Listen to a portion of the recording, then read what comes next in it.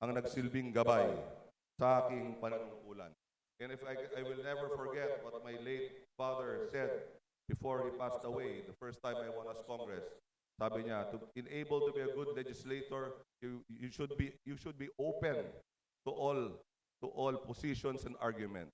You should be able to agree to disagree. And sabi niya, the most well-crafted laws are the ones that are ventilated the most, where there is impassioned debate, where there is no restraint, and any and all sides can speak freely and then put together the ideas and then come up with a well-crafted law that is better suited for the needs of our people. To my esteemed colleagues, thank you for the spirited debates, the shared sleepless nights. Kasama rin po yung makasama ko sa committee dito. The agreements and disagreements. We may come from different parties and provinces, but we are united by one cause, to make this nation better than we found it. Having served as a member of this House, has both been an immense privilege and a solemn responsibility. A responsibility to safeguard, preserve, and uphold the integrity and enduring glory of this revered institution. Palagi kong sinasabi, hindi po tayo nandito permanente. May mga umupo sa upuan natin bago tayo nandito, may mauupo pagkatapos. Ang importante habang nandito tayo, siguruhin natin na pag alis natin, buong-buo pa rin ang integridad at dignidad ng institusyong ito, ang mababang kapulungan ng Kongreso. As I conclude my term, I take pride in having honored that duty, not only by upholding its values, but by contributing in my own way to its continued strength and dignity. With gratitude and hope, I now pass on my aspirations for this institution to those who will come after me, trusting that they will build upon what has been laid and strive even higher for the service of our nation. Let us continue to be guardians of democracy, even behind the walls of Congress. So to close, to my constituents, minamahal ko mga taga-ikaapat na distrito ng Maynila, mga taga-Sampaloc, na sa buong political career ko, hindi naman nila ako pinahiya at palagi nila ako binigyan ng malaking mandato. Wala pa ako nung ako'y konsihal sa edad na 24 anyos. Thank you for your unwavering trust and support. You gave me the platform. I gave you my full measure of effort. I walked every barangay, slept in some barangays, heard your concerns, brought your voices into legislation. I'm proud to say that every bill I authored, every vote I cast was with your best interest at heart. Your lives, your stories, and your dreams were my compass. Though my term ends, my service does not. Public office is temporary, but public service is a lifetime commitment. I leave the House not in retreat, but in transition, ready to support the next generation of leaders and always ready to stand with and for our people. To those who will carry the work forward, may you serve with courage, legislate with wisdom, and never forget why you or we were chosen. After 9 years of lawmaking, coalition building, and fighting for what is right, I leave this chamber with a full heart and a clear conscience. We did the work. We made a difference. To end, sa pagwawakas, nais ko ipaabot ang taus-pusong pasasalamat sa bawat isa sa inyo, mga kababayan kong tunay na nagsilbing lakas at inspirasyon sa aking 9 na taong panunungkulan, sa mga estudyanteng patuloy na nangangarap sa kabila ng kakulangan, sa mga guro at manggagawang araw-araw na nagsasakripisyo para sa kanilang mga pamilya, sa mga nakatatanda na hindi kailanman nawalan ng pag-asa, at sa bawat pamilyang Pilipino na patuloy na lumalaban para sa kinabukasan, kayo ang dahilan kung bakit ako nandito at naglilingkod. Bagamat maraming pagsubok ang ating hinarap, bilang isang sambayanan, bilang isang lungsod at bilang isang distrito sa Sampaloc, mula sa kakulungan ng pondo, krisis sa kalusugan, hanggang sa hamon sa seguridad at kabuhayan, hindi natin kailanman pinanghinaan ng loob. Tatapwat limitado ang kapangyarihan hawak ng isang mambabatas, sinikap kong gawing makabuluhan ang bawat araw sa Kongreso sa pamamagitan ng matalinong paggawa ng batas, tapat na paglilingkod at walang sawang pagtalima sa inyong mga hinaing. Subalit, ang tunay na tagumpay ay hindi nasusukat sa dami ng batas na naipasa, kundi sa bilang ng buhay na ating naabot na antig na bigyan ng pag-asa at napaganda. Sa puso ko, ang bawat panukalang isinusulong ay alay sa inyo, mga Manilenyo, mga taga-Sampaloc na marangal, masipag at may dangal. Hindi rito nagtatapos ang aking serbisyo. Bagamat ako'y magpapaalam sa opisyal na tungkulin, hindi pa po ako nagpapaalam sa mundong ibabaw. Kundi ako'y mananatili at patuloy ninyong maaasahan bilang tagapagtanggol, tagapayo at tunay na kaibigan sa anumang laban. Maraming salamat, mahal kong bansang Pilipinas. Maraming salamat sa ating mga kasamahan sa Kongreso. Maraming salamat, Mr. Speaker, at sa lahat naging speaker sa aking 9 na taon. Ang inyong tiwala ay isang biyayang hindi matutumbasan at ang inyong pagmamahal ay isang pamana na habang buhay kong babaunin.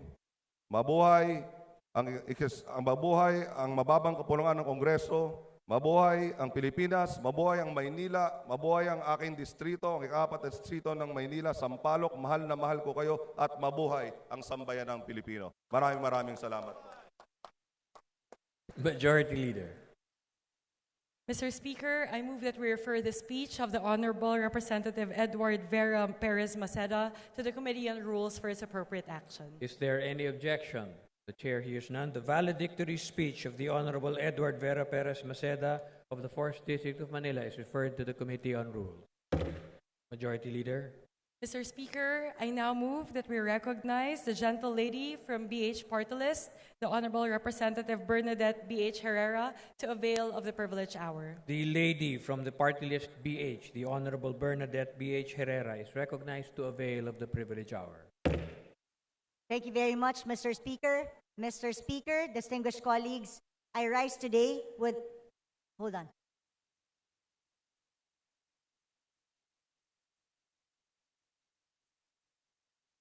One-minute recess. Session suspended.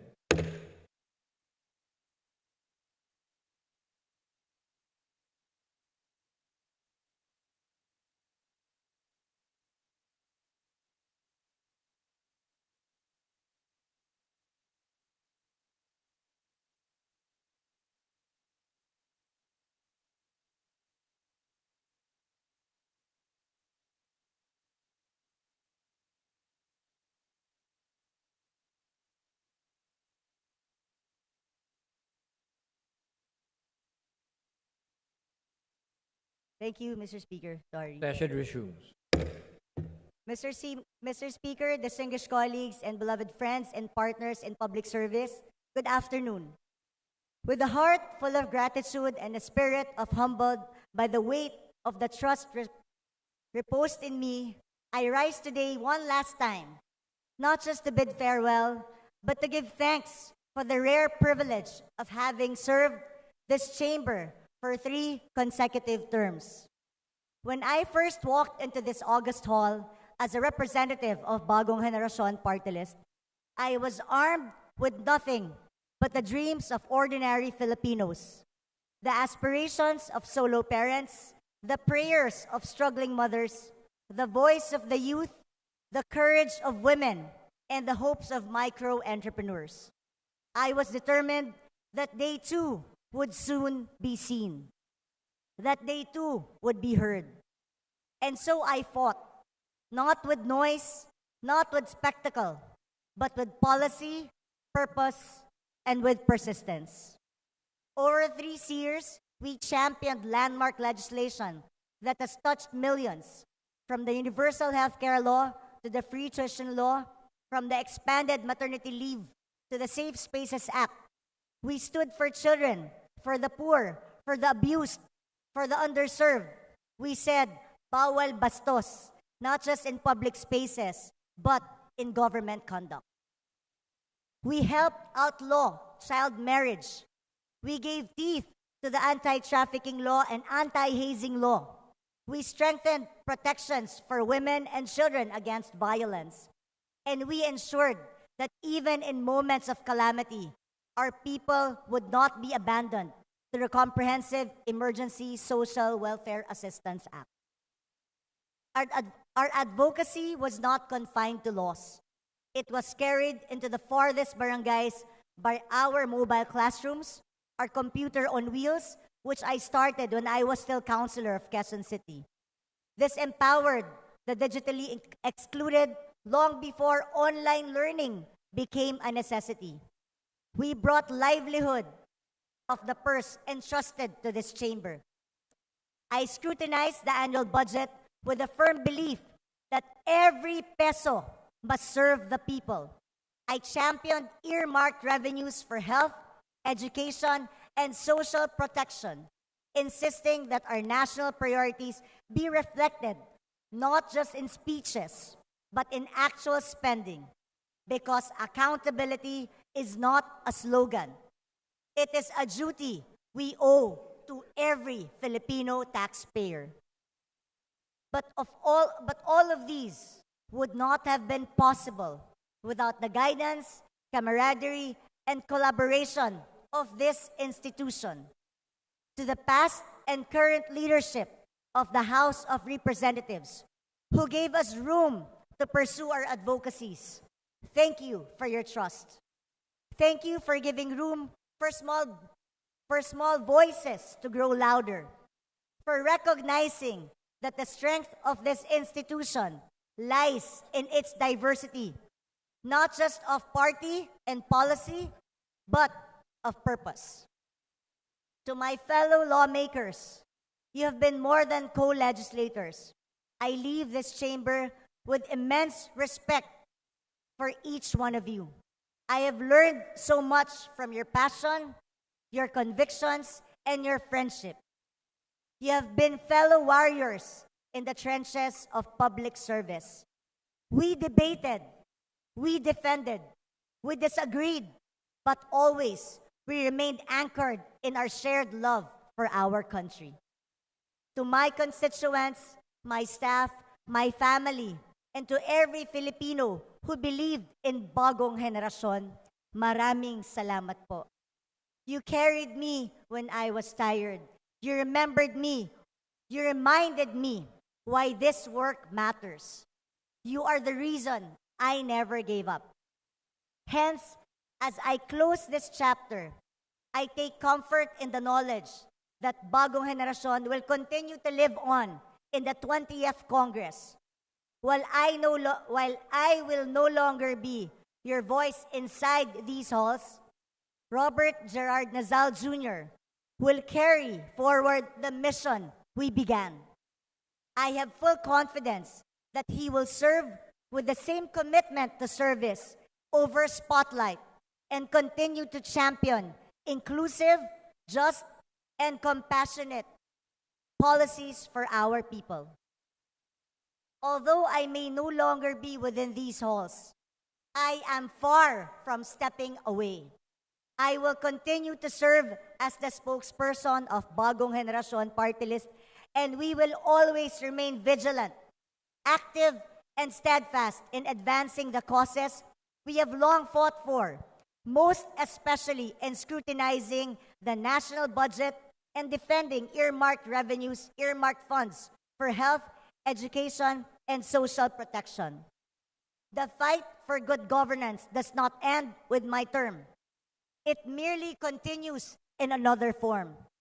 Public service has never been about position. It is about purpose, and the purpose endures. This is not the end, it is simply the passing of the torch. Thus, the fight against padrino politics and predatory lending will continue in the 20th Congress. The Goodbye 5-6 and Gobyernong Walang Padrino campaigns will not end with my term. Let us continue to push for a government that is transparent, merit-based, and people-centered. Let us institutionalize earmarked funds to protect essential services from being lost in bureaucracy and challenge the system to serve not with privilege, but with principle and compassion. After all, Bagong Henerasyon was never about one name. It was always about one movement. A movement for the mother who works 2 jobs to send her child to school, for the child who dreams beyond the limitations of poverty, for the solo parent, the public school teacher, the market vendor, the small entrepreneur, for every Filipino who simply wants a fair shot at a better life. We began this journey with them in mind, and we will end it in the same way. Muli po, maraming salamat, mahal kong bayan. Maraming salamat sa tiwala. Maraming salamat sa pagkakataon. Maraming salamat sa paglalakbay na ito. Muli po, mula sa bagong henerasyon, nandito lang po kami patuloy na magbabantay at iaangat ang antas ng pamumuhay ng ating mga kababayan. Mabuhay ang bagong henerasyon, mabuhay ang Kongreso, mabuhay ang sambayanang Pilipino. Maraming salamat po. Majority Leader. Mr. Speaker, I move that we refer the speech of the Honorable Representative Bernadette B.H. Herrera to the Committee on Rules for its appropriate action. Is there any objection? The chair hears none. The valedictory speech of the Honorable Bernadette Herrera of the party list BH is referred to the Committee on Rules. Majority Leader. Mr. Speaker, I move that we terminate the privilege hour. Is there any objection? Chair hears none. The privilege hour is hereby terminated. Majority Leader. Mr. Speaker, before we proceed, may I request that we acknowledge the guest of this representation and of Congressman Alfonso V. Umali Jr. of Oriental Mindoro 2nd District. They are the municipal officials, the newly elected municipal officials of the Municipality of Gloria, Province of Oriental Mindoro, led by Mayor-elect Teresita M. Ong, Vice Mayor-elect Wilfredo S. Condesa, Sangguniang Bayan members Owel S. Handa, Nelsie G. Ong, Teotimo F. Pampulme, Nick Orlando M. Hamilia, the Liga ng mga Barangay Vice President Michael A. Carandang, Barangay Chairman Richard R. Labay, Ms. Levy R. Vito, and Ms. Mayan Christine M. Espiritu. The guests of the Honorable Arnan Panaligan and the Honorable Alfonso V. Umali of the 1st and 2nd Districts, respectively, of Oriental Mindoro, are welcome to the House of Representatives. Thank you very much for your visit. Mabuhay po kayo. Majority Leader. Mr. Speaker, I move that we suspend session for a few minutes. Session is suspended.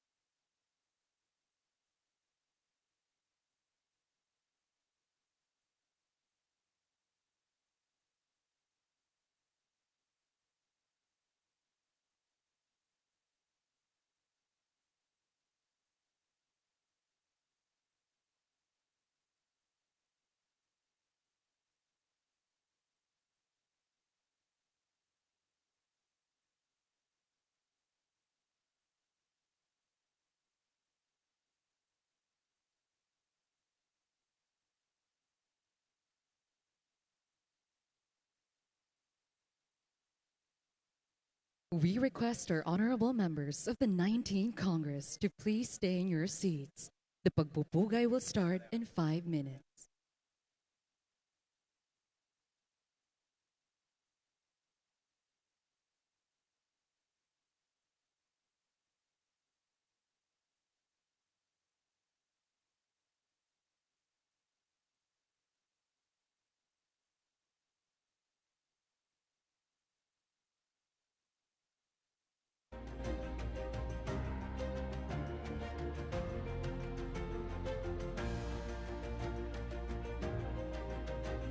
We would like to request our House members to please proceed to your seats.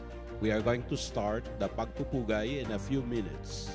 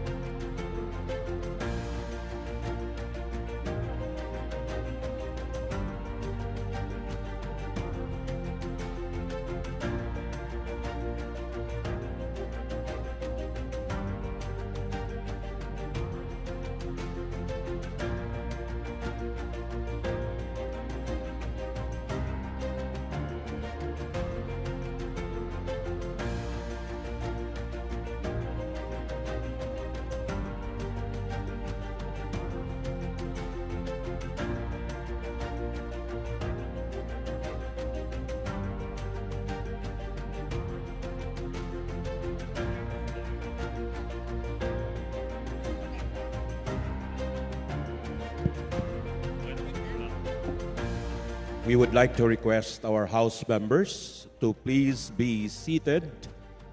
In a few minutes, we are going to start the pagpupugay. Thank you very much.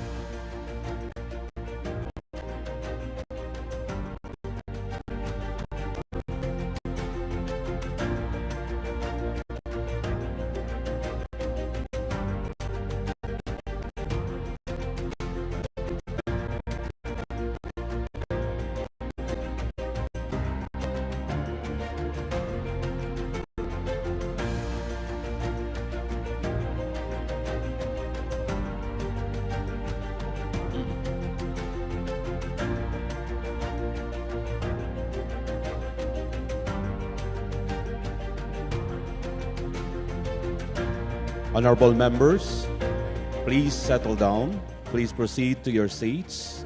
We are going to start the pagpupugay in a few minutes.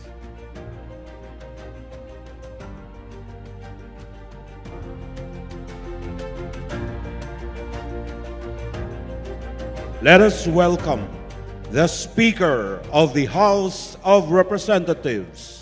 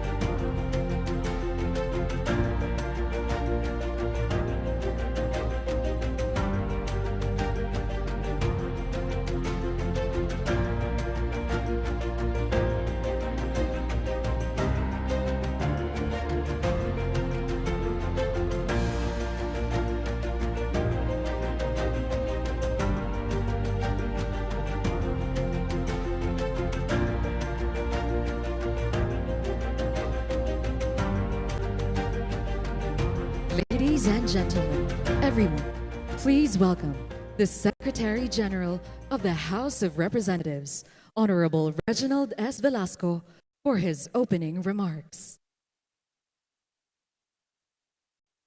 Please take your seats. Thank you. The Honorable Speaker, Ferdinand Martin Gomez Romualdez, esteemed members of the House, honored guests, and cherished colleagues. It is with a profound sense of respect and heartfelt gratitude that we gather this afternoon. The Secretariat of this venerable institution, in keeping with the tradition fostered since the 14th Congress, convenes this ceremony, pagpupugay, para sa mga kinatawan ng ika-19 na Kongreso. A testament to our enduring appreciation for the service rendered within these hallowed halls.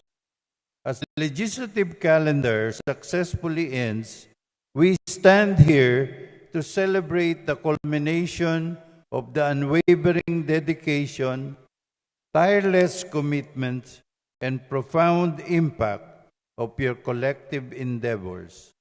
We present these mementos and humble tokens of our immense esteem as a symbol gesture and a heartfelt tribute to the relentless labor invested in crafting the legislative measures that shape the destiny of our nation and address the pressing needs of our people. To the distinguished members of the 19th Congress, as your remarkable track comes full circle, we pay tribute to your unrelenting passion and exemplary statesmanship.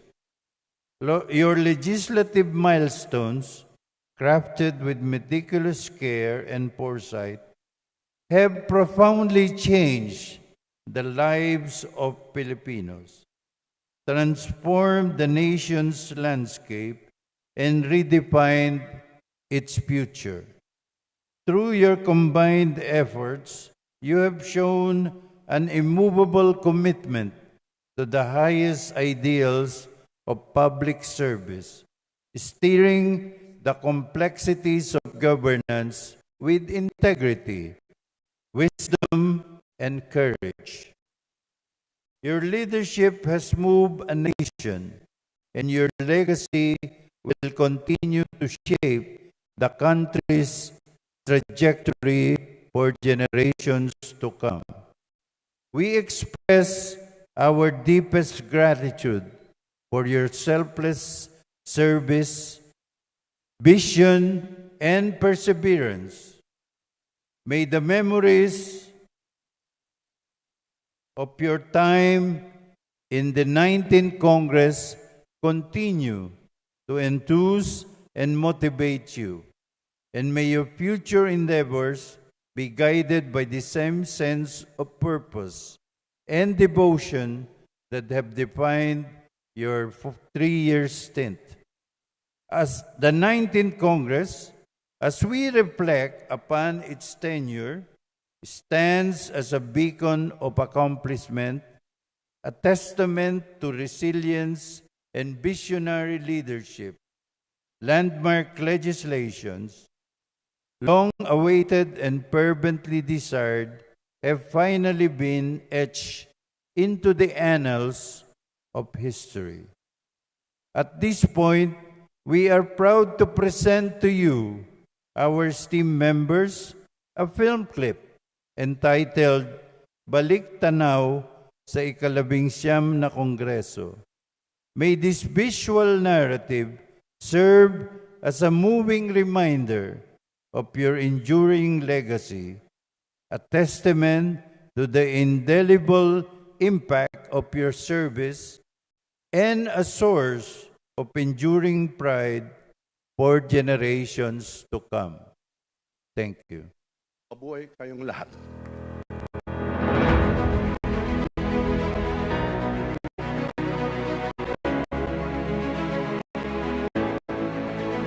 Session resumed.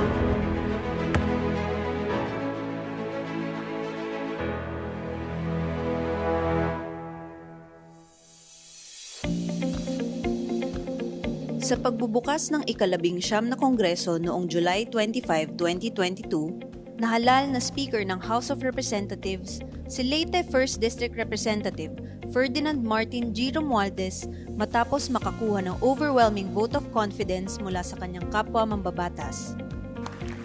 With 283 votes, the Chair declares the gentleman from the 1st District of Leyte, the Honorable Ferdinand Martin G. Romualdez, as a duly elected Speaker of the House of Representatives. Sa ilalim ng pamumuno ni Speaker Romualdez, nagkaisa ang mga miyembro ng House of Representatives sa layuning gawing pinakaproduktibo ang House ng 19th Congress sa pamamagitan ng makatao at matapat na paglilingkod. We will work together to ensure that the House of Representatives truly embodies the will of the people. We will work hand in hand to ensure the swift passage of House measures that are needed by the people and would support development across all sectors of society. Binigyang diin ni Speaker Romualdez na ang House ay patuloy na magsusulong ng mga panukalang batas at programa na magpapabuti ng buhay ng bawat Pilipino. Ang House ng 19th Congress ay kasalukuyang binubuo ng 306 na mababatas. 220 dito ay lalaki at 86 ang babae. 245 ang mga district representatives, samantalang 61 ay sectoral o party list representatives. Katuwang ni Speaker Romualdez sa pamumuno sa House, si Senior Deputy Speaker Aurelio Dong Gonzales Jr. at sina Deputy Speakers Yaser Alonto Balindong, Roberto V. Puno, Christine Singson Mihan, Camille A. Villar, Raymond Democrito C. Mendoza, David J.J.C. Suarez, Vincent Franco Duque D. Frasco, at Antonio Tonipet T. Albano. Kasama rin sina Majority Leader Manuel Jose Manix Dalipe, Senior Deputy Majority Leader Ferdinand Alexander Marcos, Minority Leader Marcelino Silibanan, Senior Deputy Minority Leader Paul Ruiz Daza, House Secretary General Reginald Velasco, at Sergeant at Arms Napoleon Taas. Mula July 25, 2022 hanggang June 6, 2025, inaprubahan ng House ang nasa 1,540 na panukala. Kabilang dito ang 287 na naipasang batas o Republic Act, kung saan 33 ay Common Legislative Agenda o CLA Priority Measures. 836 naman ang naaprubahan sa ikatlo at huling pagbasa. Upang masiguro na maayos na maipapatupad ng pamahalaan ang mga programa at serbisyong magpapagaan ng buhay ng ating mga kababayan, tiniyak ng House ang maingat na pag-aaral at agarang pagpasa sa General Appropriations Bill na tinuturing na pinakamahalagang panukalang batas. Tinupad din ng House ang kanilang pangakong ipasa ang mga priority measures ng Administrasyong Marcos Jr. Inaprubahan ng House ang 27 sa 28 LEDAC priority measures, maging ang 61 sa 64 na prioridad sa ilalim ng CLA ng 19th Congress.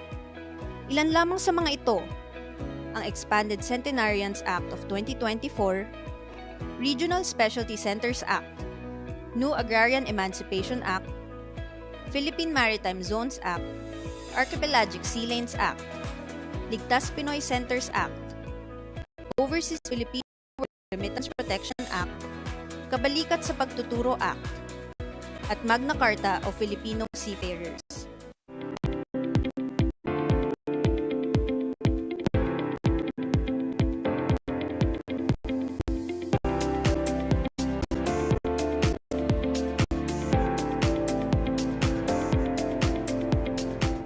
Maraming salamat po sa Kongreso at kay Speaker Romualdez sa pagbibigay at pag-asikaso sa lupang sakaan para maging amin, mabigyan kami ng title sa lupang ito.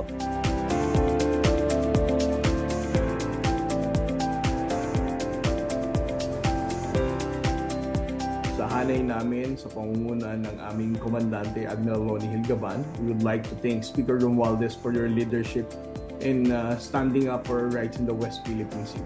Bukod sa pagpasa nitong Maritime Zones Act and ng Archipelagic Sea Lanes, alam natin na ang miyembro ng 19th Congress under his leadership were very supportive in asserting our rights in the West Philippine Sea. We know for a fact that the 19th Congress under his leadership has also been very supportive for the acquisition of capability building for the Philippine Coast Guard for more vessels, more aircraft, and even the increase of Coast Guard personnel.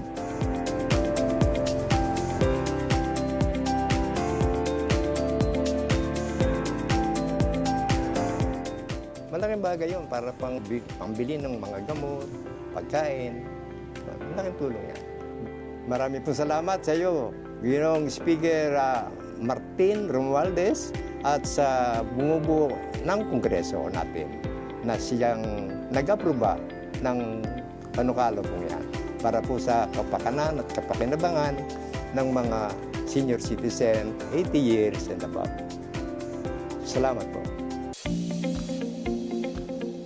Bilang bahagi ng oversight functions ng House of Representatives, nagsagawa ang House ng mga inquiry in aid of legislation upang talakayin ang mga issue at agarang tugunan ang problema sa mataas na presyo ng kuryente, bigas at ibang produktong agrikultura, POGOs, illegal drugs at extrajudicial killings, maling paggamit ng confidential at intelligence funds ng Office of the Vice President at paglaganap ng fake news sa social media.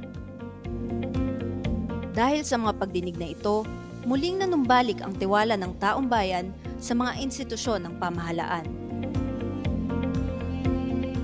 Sa mga hearing na isinagawa ng Committee on Good Government and Public Accountability at Quad Committee, nahayag ang mga ebidensyang nagpatibay sa mga batayan ng impeachment complaint laban kay Vice President Sara Zimmerman Duterte.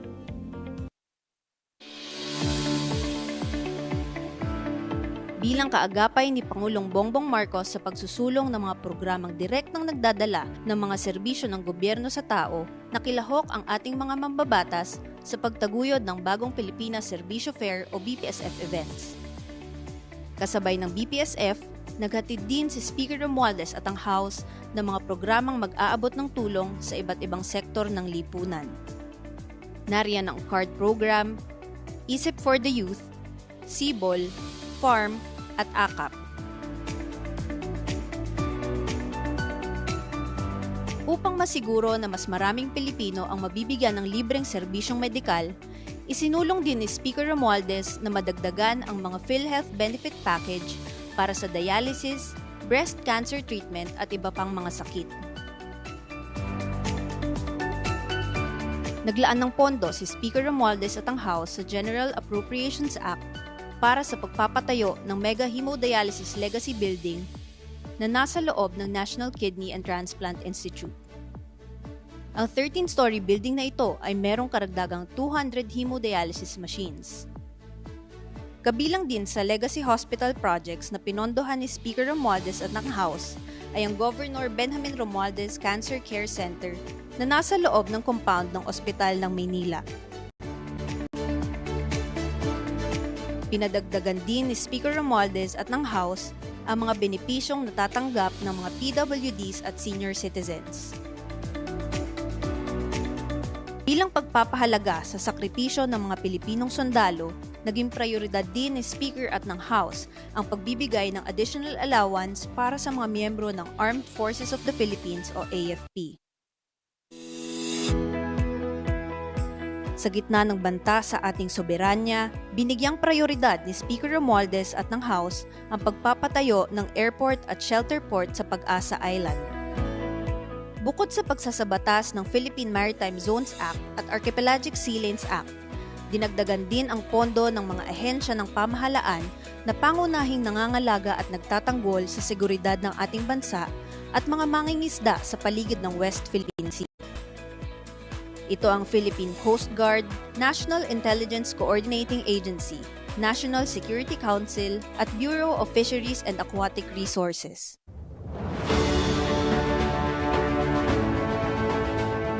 Sa pagtatapos ng 19th Congress, naipakita ng House of Representatives sa pamumuno ni Speaker Romualdez na nagbunga ang kanilang sipag, determinasyon at pagkakaisa tungo sa iisang adhikain. Ang mapaunlad ang ating bansa at siguruhin na abot kamay ng bawat Pilipino anuman ang katayuan sa buhay, ang oportunidad, seguridad, at dignidad sa ilalim ng bagong Pilipinas.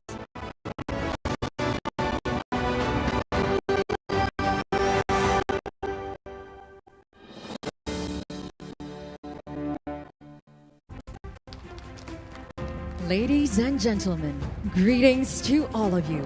The House Secretariat now honors the beloved members of the 19th Congress.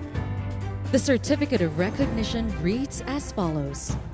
bestowed upon your honor for your invaluable contribution to the attainment of the legislative agenda toward the advancement of the Filipinos' aspirations for an inclusive and sustainable growth, just and humane society, and improved quality of life for all. Given this 10th day of June, 2025 in Quezon City. Signed, Reginald S. Velasco, Secretary General. We shall now call the House members per region. May we request our honorable members from the National Capital Region to stand and hold your certificate of recognition for the group photo.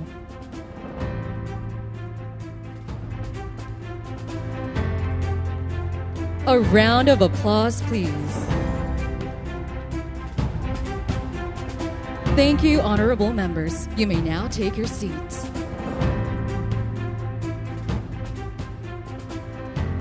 May we request our honorable members from Regions 1 and 2 to stand and hold your certificate of recognition for the group photo. A round of applause, please. Thank you, honorable members. You may now take your seats.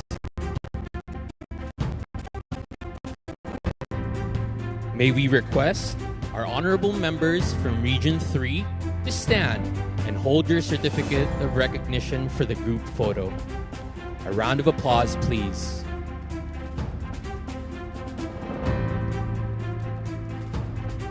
Thank you, honorable members. You may now take your seats. May we request our honorable members from Region 4A to stand and hold your certificate of recognition for the group photo. A round of applause, please. Thank you, honorable members. You may now take your seats. May we request our honorable members from Regions 4B and 5 to stand and hold your certificate of recognition for the group photo. A round of applause, please.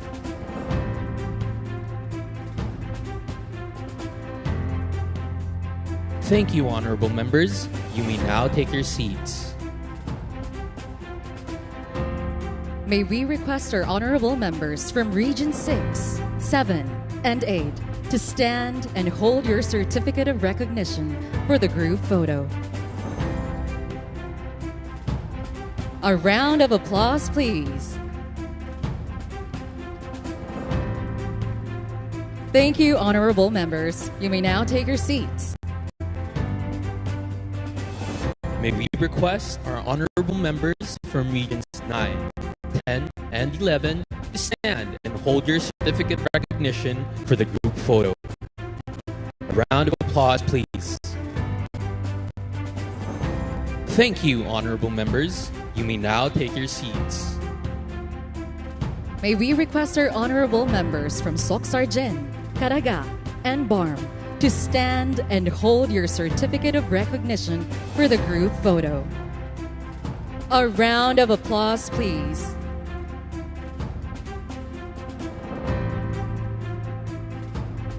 Thank you, honorable members. You may now take your seats.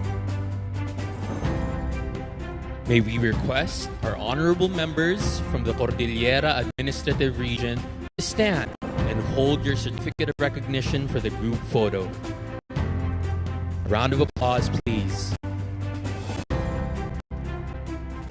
Thank you, honorable members. You may now take your seats. May we request our honorable members from the Negros Island region to stand and hold your certificate of recognition for the group photo. A round of applause, please. Thank you, honorable members. You may now take your seats. May we request our honorable members of the party lists to stand and hold your certificate of recognition for the group photo. A round of applause, please.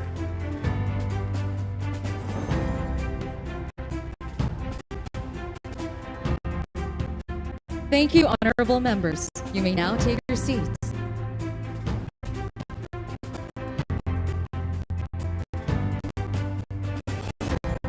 At this point, we would like to honor the memory of our departed members who served the 19th Congress.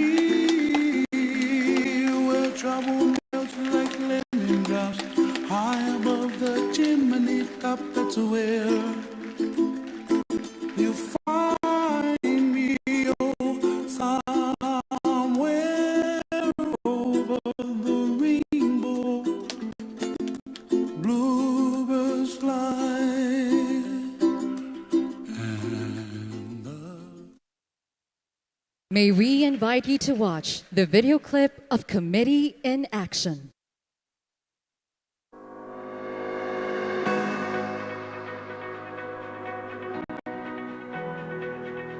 So the Committee on Appropriation, on the part of the Committee on Public Order and Safety, Metro Manila Development.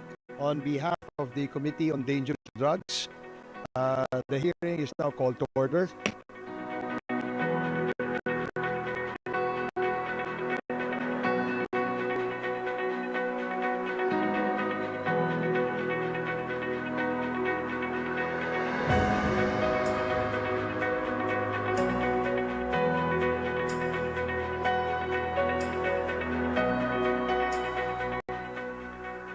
This inquiry has been a venue provided to obtain facts so that we can arrive at the truth.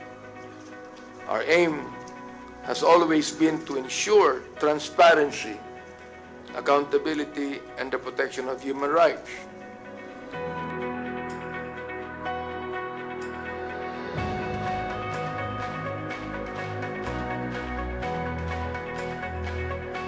This committee is not about politics, not about attacks. This committee and these proceedings are about accountability.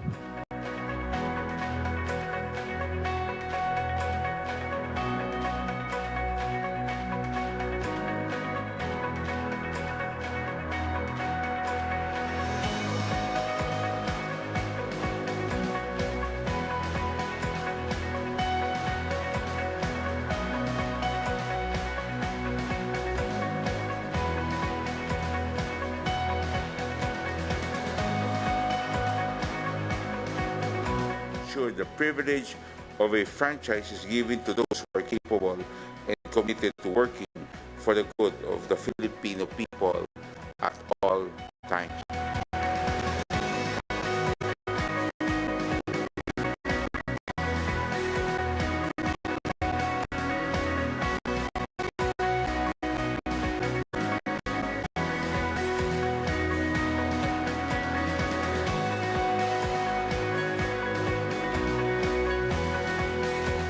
This inquiry will be a venue to better inform our kababayans of what the government has been doing to address smuggling and other acts of price manipulation. para po ito sa bayan. So maraming salamat. On behalf of our speaker, Speaker Martin Romualdez, and the entire House of Representatives, sa inyo pong lahat, maraming salamat.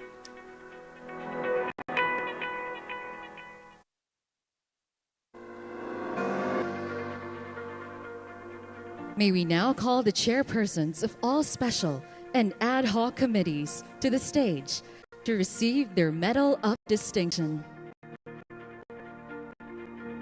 Special Committees: Basis Conversion, Bicol Affairs and Economic Development, Creative Industries, East ASEAN Growth Area, Food Security, Globalization and WTO, Land Use, Nuclear Energy, Peace, Reconciliation and Unity, Persons with Disabilities, Reforestation, Southern Tagalog Development, Strategic Intelligence, West Philippine Sea.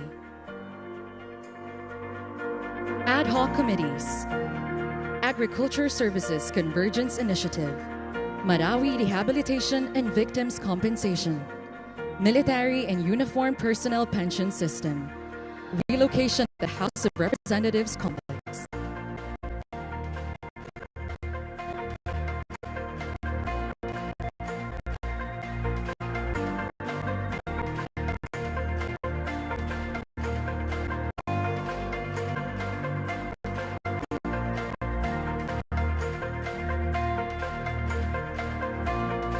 Protocol officers, please bring in the medals of distinction.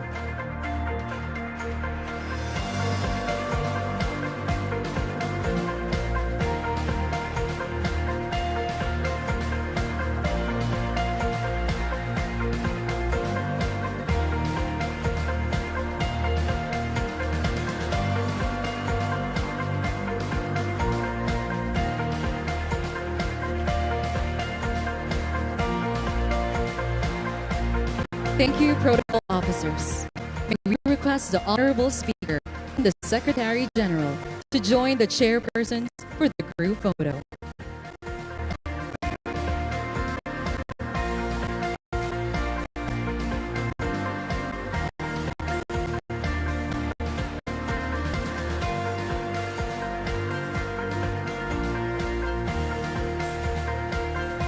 A round of applause, please.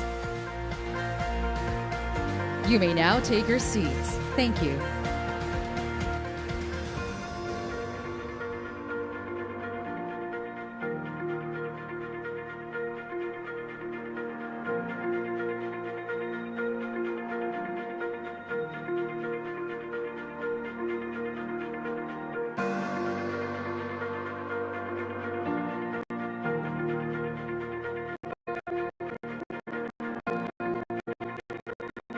This time, may we call the chairpersons of the following standing committees to the stage: Accounts, Agrarian Reform, Agriculture and Food, Appropriations, Aquaculture and Fisheries Resources, Banks and Financial Intermediaries, Basic Education and Culture, Civil Service and Professional Regulation, Climate Change, Constitutional Amendments, Cooperatives Development, Dangerous Drugs, Disaster Resilience, Ecology, Economic Affairs, Energy, Ethics and Privileges, Flagship Programs and Projects, Foreign Affairs, Games and Amusement, Good Government and Public Accountability, Government Enterprises and Privatization, Government Reorganization, Health, Higher and Technical Education, Housing and Urban Development, Human Rights, Indigenous Cultural Communities and Indigenous Peoples, Information and Communications Technology, Interparliamentary Relations and Diplomacy, Justice, Labor and Employment, Legislative Franchises.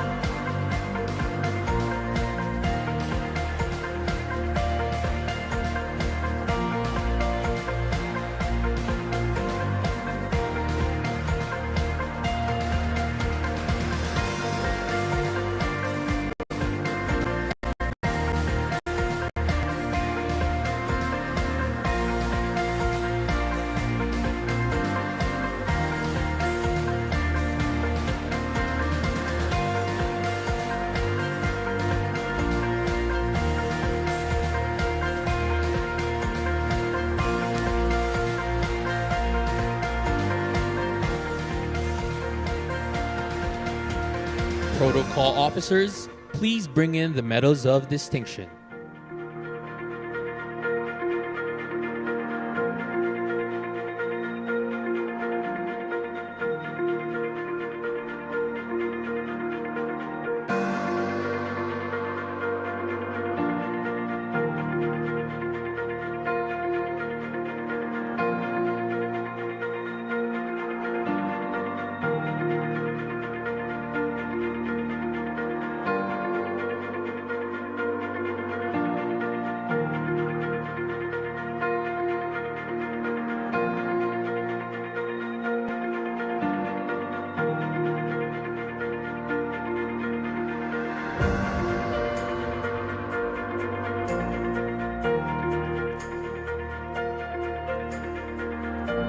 Thank you, protocol officers.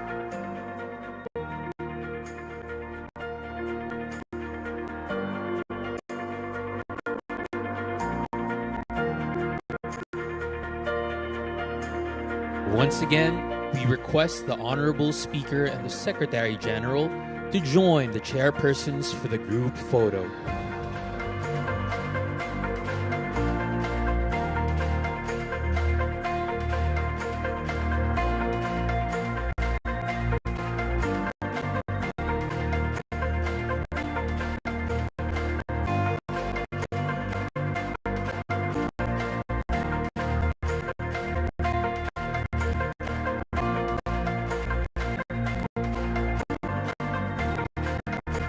Round of applause, please.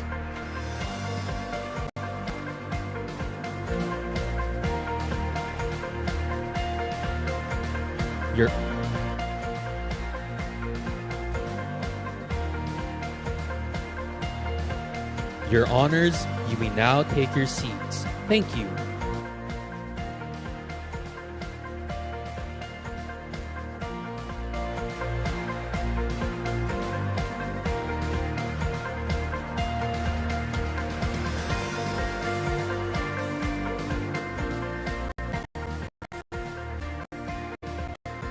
Let us now call the chairpersons of the following standing committees to the stage.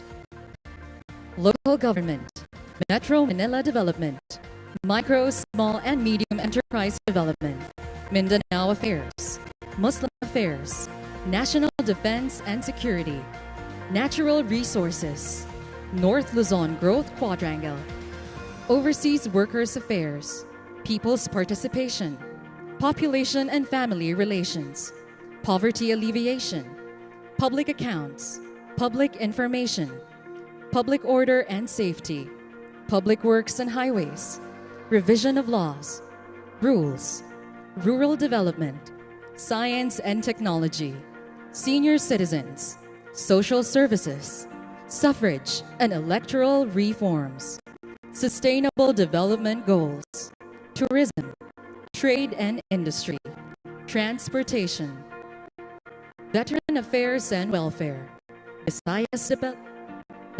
Development, Ways and Means, Welfare of Children, Women and Gender Equality, Youth and Sports Development.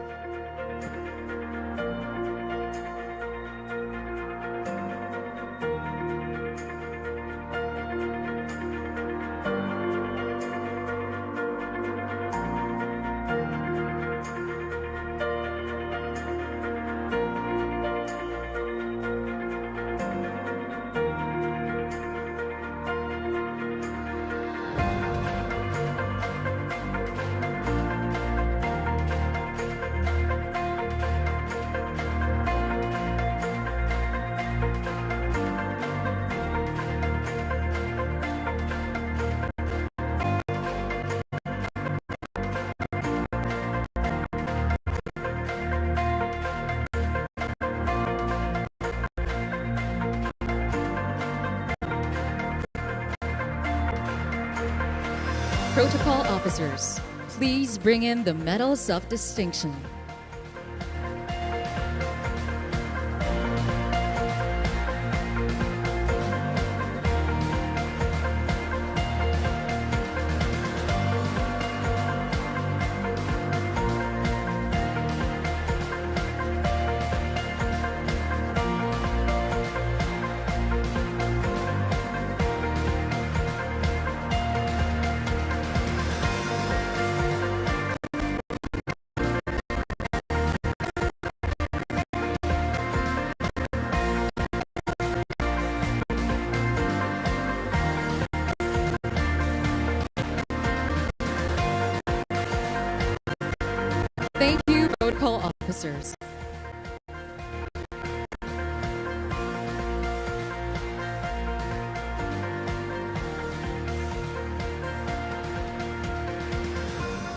Once again, we request the Honorable Speaker and the Secretary General to join the chairpersons for the group photo.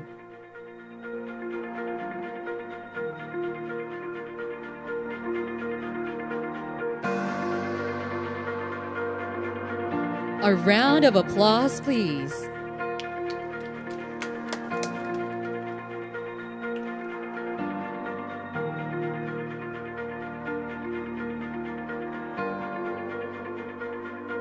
Your Honors, you may now take your seats.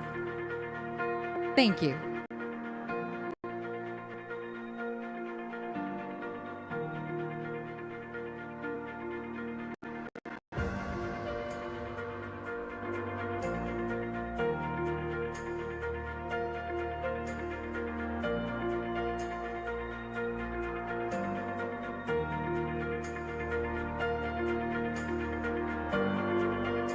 May we now call the members of the delegation of the House of Representatives to the House Electoral Tribunal, headed by Attorney Jervil Jinky Bitrix R. Luistro, and the Commission on Appointments, headed by Ramon N. Guico Jr. Please come to the stage to receive your Medal of Distinction.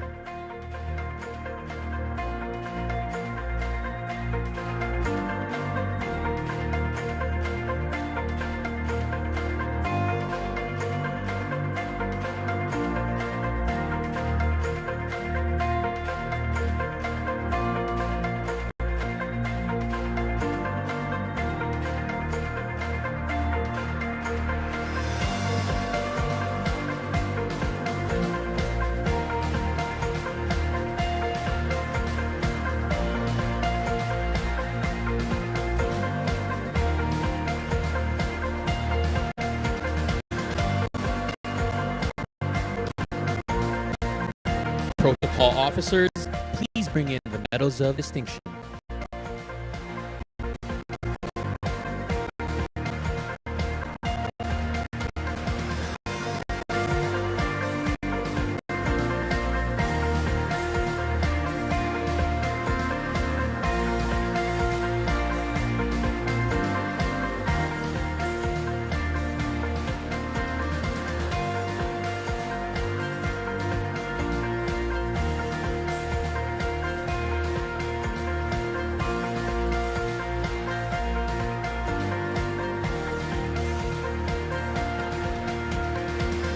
Thank you, protocol officers. Once again, we request the Honorable Speaker and the Secretary General to join the chairperson for the group photo.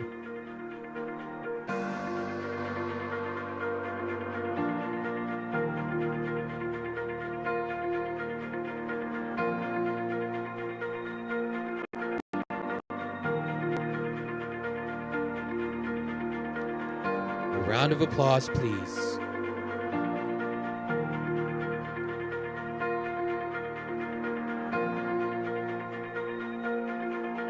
Your Honors, you may now take your seats. Thank you.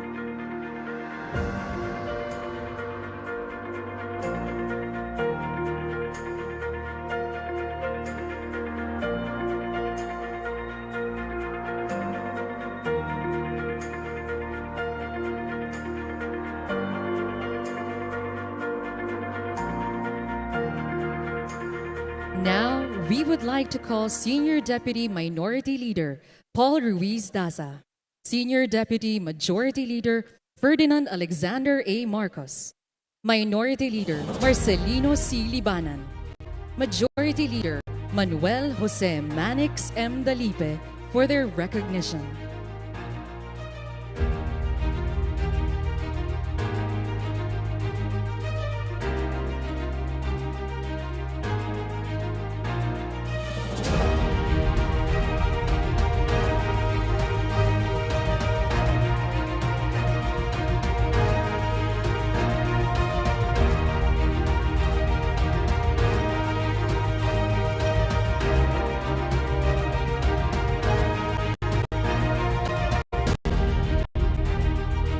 Protocol officers, please bring in the Medals of Achievement and the Leadership Sash.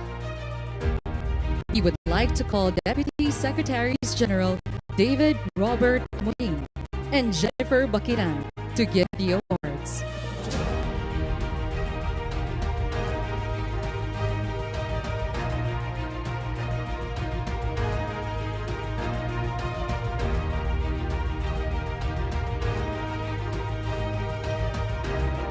Once again, we request the Honorable Speaker and the Secretary General to join our House leaders for the group photo.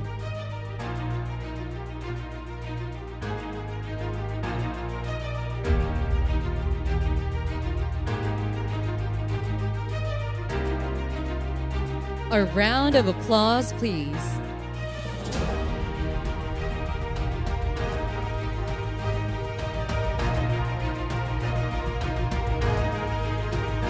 To continue the recognition for our other House leaders, may we now call our Deputy Speakers on stage.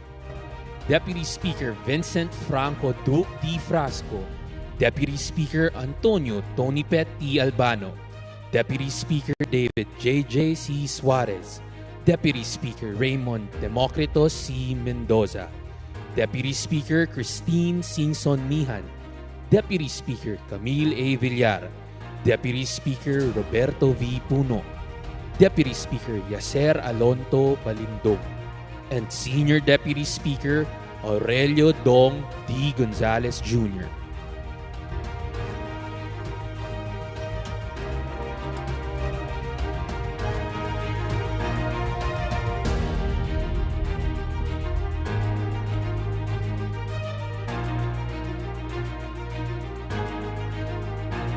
We would like to call the Deputy Secretaries General to award the Leadership Sash.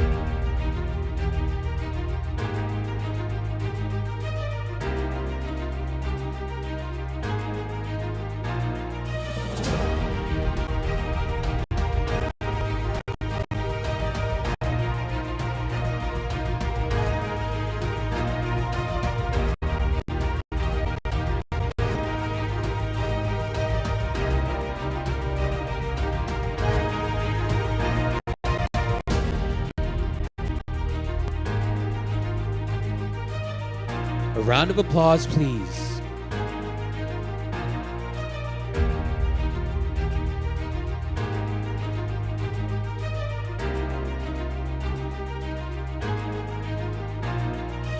May we request the House leaders to remain on the stage for a group photo.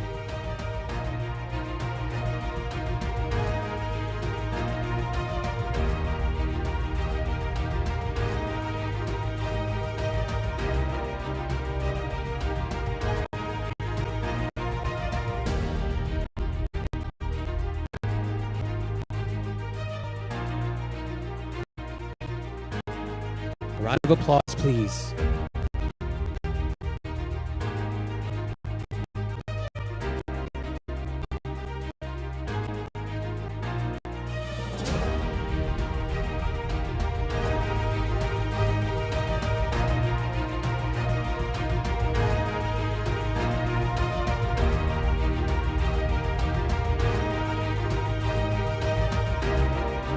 May we request the House leaders to remain on the stage.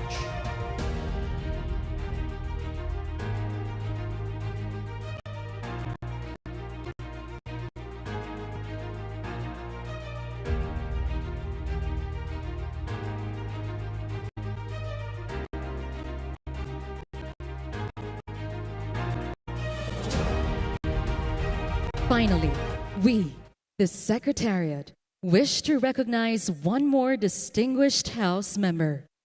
Ladies and gentlemen, please rise to welcome the transformative and visionary leader of the House of the People, from the 1st District of the Province of Leyte, Honorable Speaker Ferdinand Martin G. Romualdez.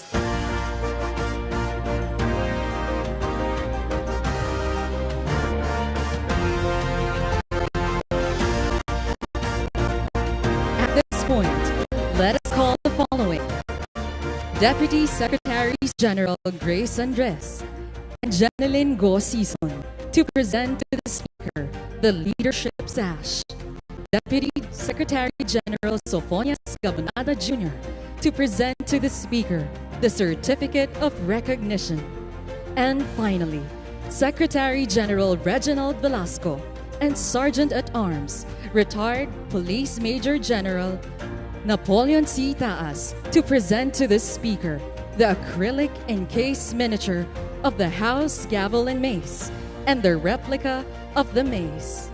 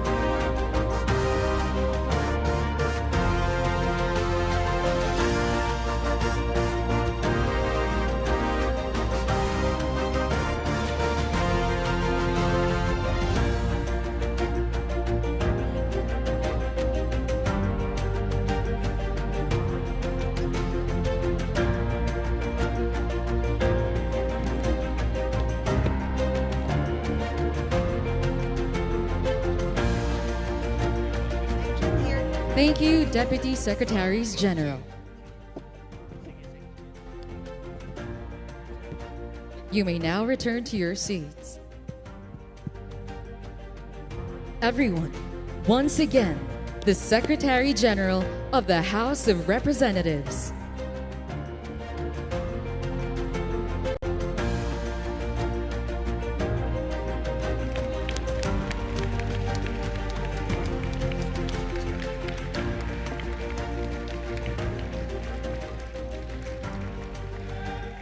Honorable members of the 19th Congress, before we end, the Secretariat would like to present another gift to our beloved Speaker. This is a simple token of appreciation from the entire Secretariat for the Speaker's sterling performance as leader of this august institution and for his genuine concern and love for the House Secretariat. On their behalf, I would like to present this simple gift to the Honorable Speaker. Mr. Speaker, please accept our token of appreciation to you.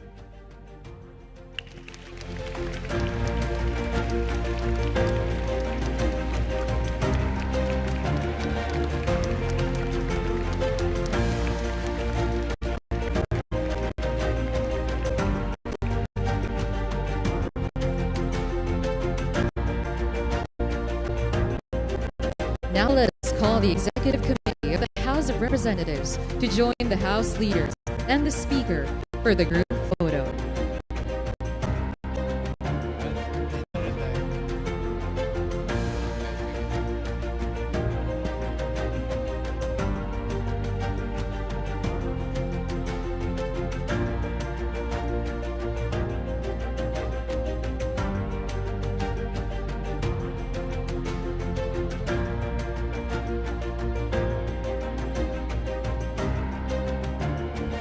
This time, the House leaders will join the Executive Committee for the group photo.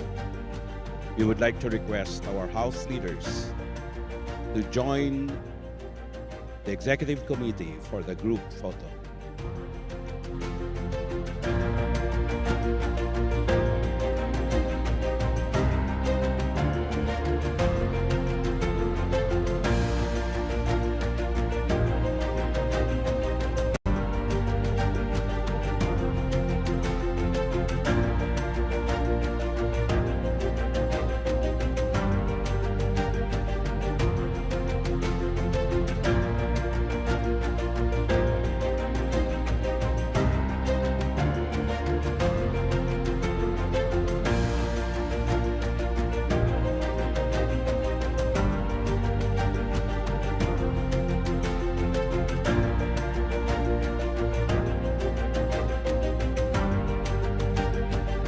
A round of applause, please.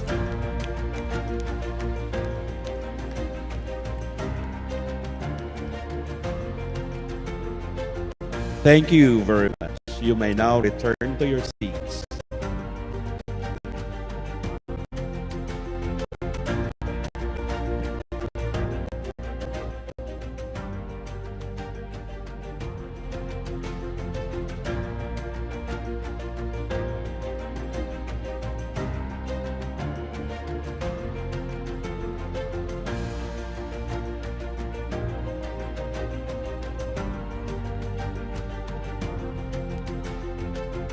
Once again, we would like to call on the Secretary General. May we invite the Speaker to give some words for us and for the House members?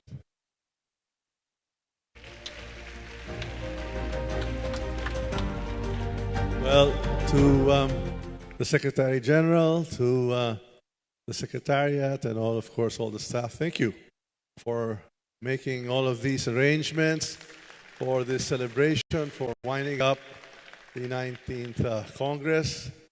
Most of all, the members of the House of Representatives of the 19th Congress, the leadership, we thank you for your steadfast work, your diligence, your leadership in crafting the legislation, the laws, coming up with the policies that are supportive of the administration of His Excellency President Ferdinand R. Marcos Jr. We do this for and by our constituencies, the Filipino people. The Filipino people, we dedicate our service, our passion, and our energy to make sure that we bring you a better life and future generations to come. The 19th Congress, mabuhay. Mabuhay kayong lahat. Maraming salamat. Mabuhay ang bagong Pilipinas.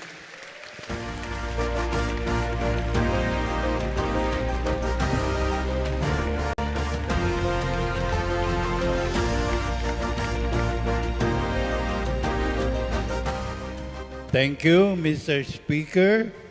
Thank you, honorable members, and thank you, House Secretariat. Everyone, yan po ang aming pagpupugay sa inyo. Mabuhay ang ika-19 na Kongreso. God bless us all. Maraming salamat po. Thank you, everyone. Mabuhay ang ika-19 na Kongreso.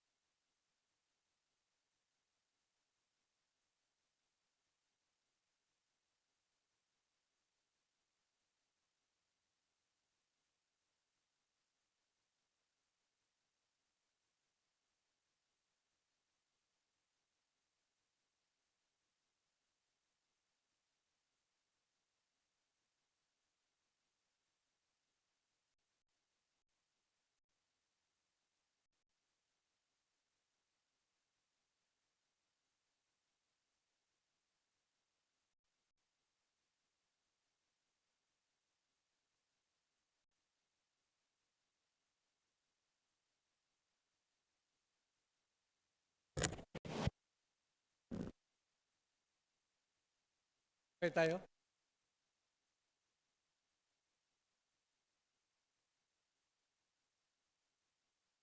Sessions resume. Majority Leader.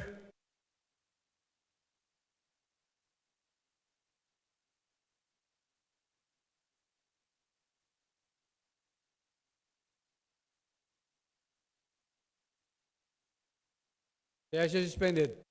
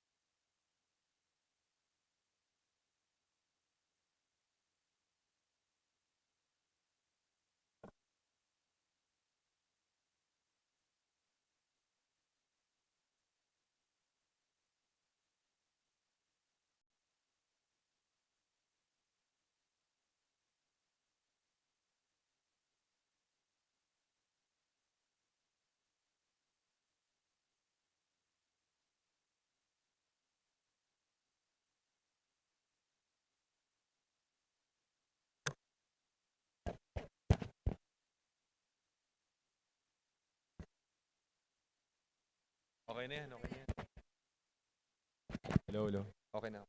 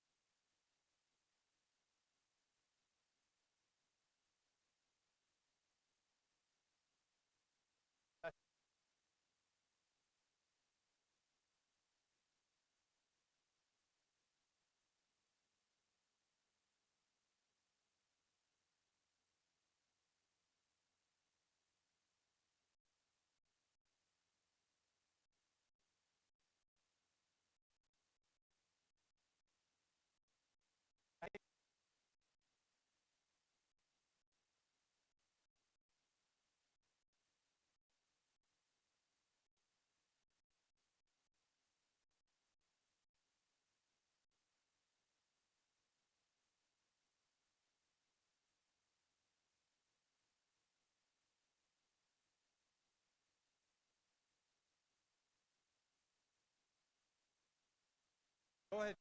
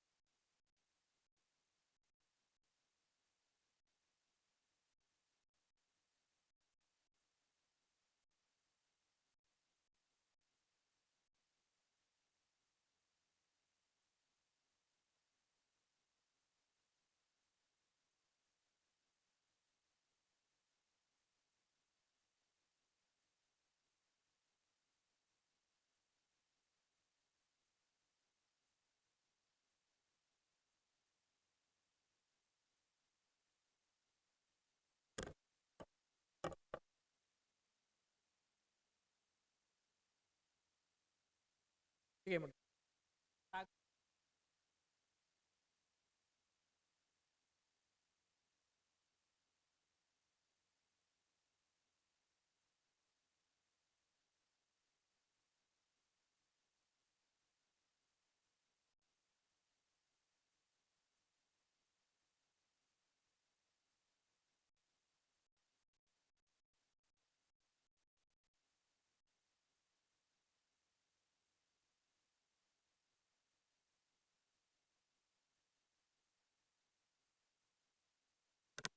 Session resumed. Majority Leader. Mr. Speaker, I move that we direct the Secretary General to take up additional reference of business. Secretary General is to comply. Additional reference of business. Message from the President. Veto message dated June 5, 2025. President Ferdinand Romualdez Marcos Jr. on House Bill 10634, declaring certain portions of the welfare bill property located in the city of Mandaluyong open for disposition to bona fide residents without public bidding. To the Committee on Rules. Messages from the Senate.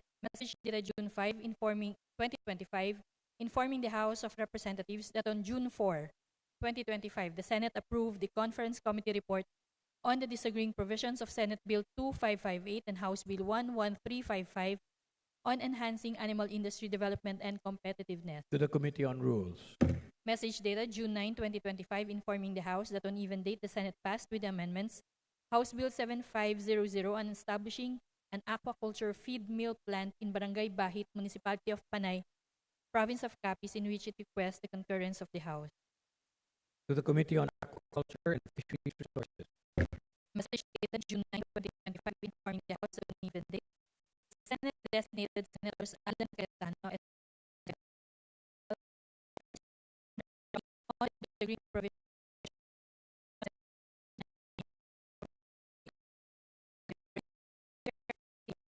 in the peaceful utilization of nuclear energy in the Philippines, and House Bill 9293, establishing the Philippine Atomic Energy Regulatory Authority. To the Committee on Rules.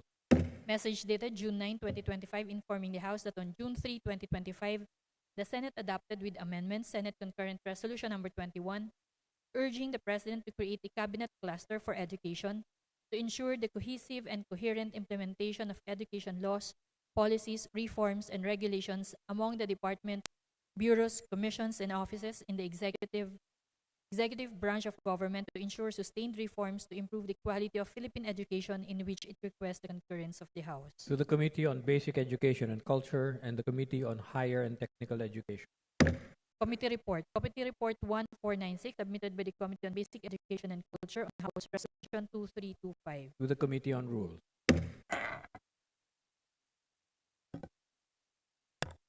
Majority Leader.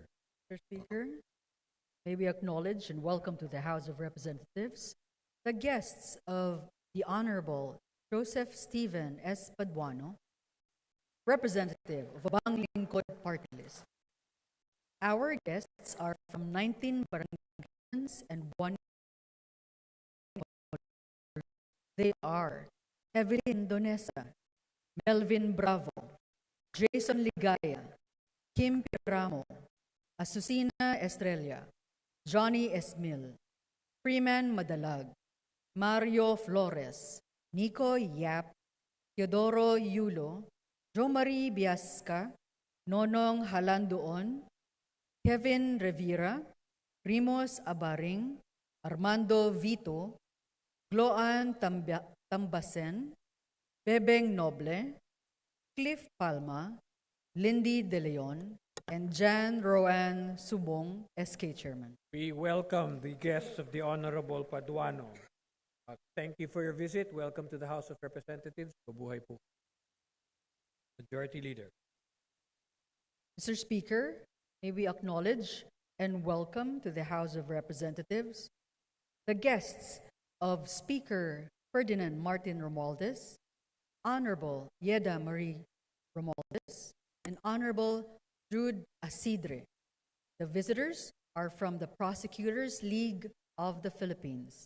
We have the President, City Prosecutor of Navotas, Armando Cavalida, Director for Region 4A, City Prosecutor of Binyan, Agripino Baybay III, VP for Visayas, City Prosecutor of Borongan, Editho A. Castillo Jr., Secretary General, City Prosecutor of San Jose del Monte, Sinforoso Roque Jr., Auditor, City Prosecutor of Marikina, Lawrence Joel Taliping, Executive Vice President, City Prosecutor of Manila, Giovan T. Lim, City Prosecutor of Caloocan, Eileen Buwinyo, and Senior Assistant City Prosecutor Treasurer Michelle Gia.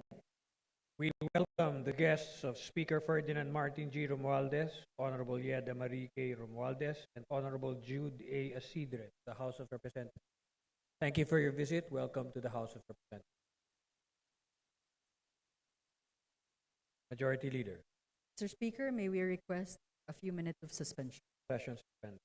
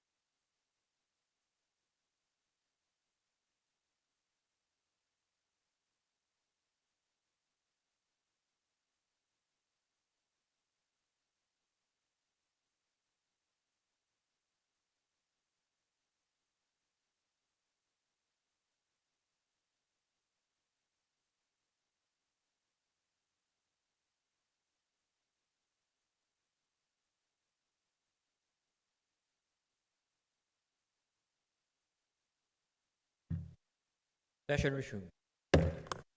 Majority Leader. Mr. Speaker, may we acknowledge and welcome to the House of Representatives the guests of our House Speaker, Ferdinand Martin G. Romualdez, Majority Floor Leader Manuel Jose Manix Delipe, and Commission on Appointment Chairman, Committee on National Defense, Ferdinand Jesus Romualdo. We have the following guests: Lieutenant General Romel Roldan, Major General Roman Dioso, Major General Benedict Balaba, Major General Elmer Suderio, Major General Francisco Lorenzo Jr., Major General Donald Gumiran, Rear Admiral Carla de Capilla, Major General Michael Samson, Major General Florante Sison, Major General John G.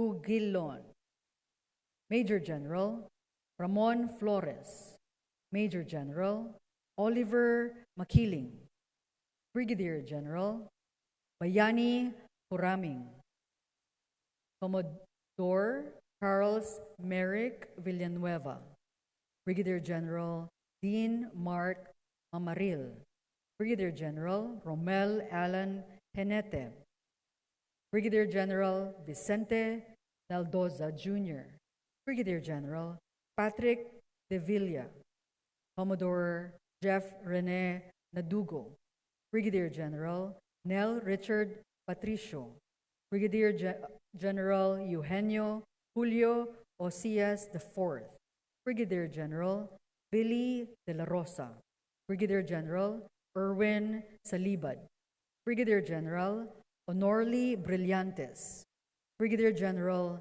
Edgar Hatu, Commodore Edwin Nera, Commodore Zosimo Bolaños Jr., Brigadier General Ricky Bunayog, Commodore Lud Lincuna, Brigadier General Melencio Ragudo, Brigadier General Emmanuel Cabasan, Commodore Luidigar Casis, Brigadier General Antonio Dulnuan,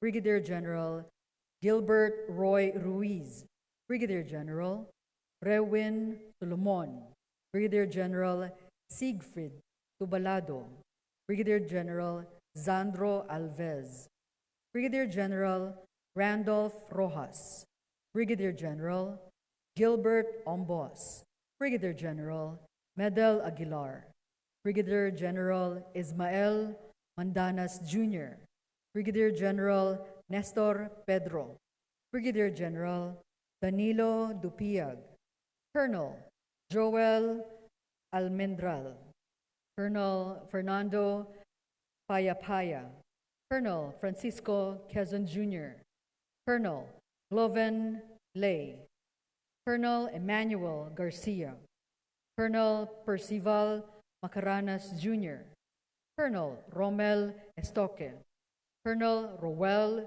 Felix, Colonel Raymar Perez, Captain Paul Antonio Yamamoto, Captain John Percy Alcos, Colonel Clifford Nicanor Vasco, Captain Joel De Vera, Colonel Arvin Berino, Colonel Wilfred Arevalo.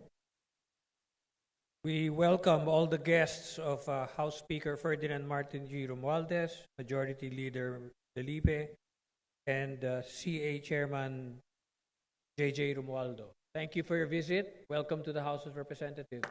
Buhay po kayo.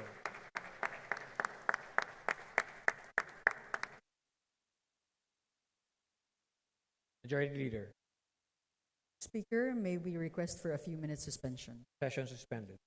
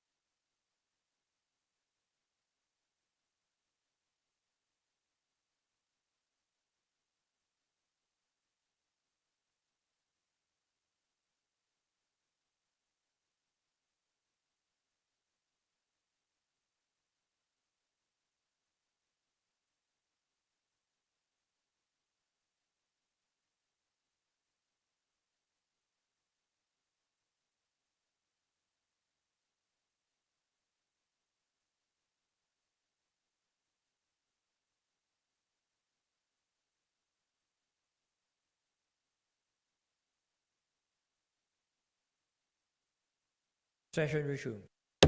Majority Leader. Mr. Speaker, I move that we direct the Secretary General to take up additional reference of business. The Secretary General will please comply. Additional reference of business. Committee report. Committee report 1497 submitted by the Special Committee on Creative Industries on House Resolution 2327. Committee report 1498 submitted by the Committees on Public Order and Safety, Information and Communications Technology, and Public Information regarding the privileged speeches delivered on the floor by Representative Robert Ace S. Barbers on December 4 and 16, 2024. Committee report 1499 submitted by the Committee on Public Accounts on House Resolution 2102. Committee reports 1500 submitted by the Committees on Transportation, Appropriations, and Ways and Means on House Bill 11558.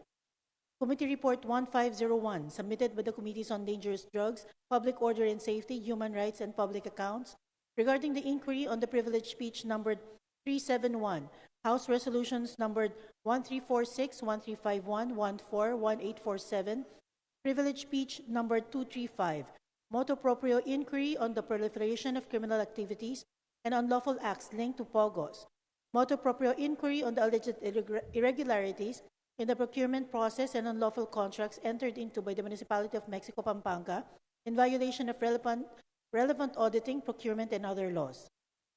House Resolutions numbered 1629, 1666, 1703, 177, 1802, 1810, and privileged speeches numbered 329 and 313. Committee Report 1502, submitted by the Committee on Public Accounts, regarding the privileged speech number 460, delivered in plenary on January 27, 2025, by Representative Ziaur Alondo Adyong. Committee Report 1503, submitted by the Committee on Good Government and Public Accountability, regarding the privileged speech number 379, delivered by Representative Rolando M. Valeriano on September 3, 2024, that called for an inquiry on asserting the power of the purse of Congress and motu proprio inquiry on the failure of the DepEd to deliver computer units in good condition to end users and other issues plaguing the agency's budget utilization. The aforementioned committee reports are all referred to the Committee on Rule. Majority Leader. Mr. Speaker, I move that we take up Committee Report number 1503 of the Committee on Good Government and Public Accountability, and thereafter direct the Secretary General to read the title of the report. Is there any objection? Here is none. The Secretary General is so directed.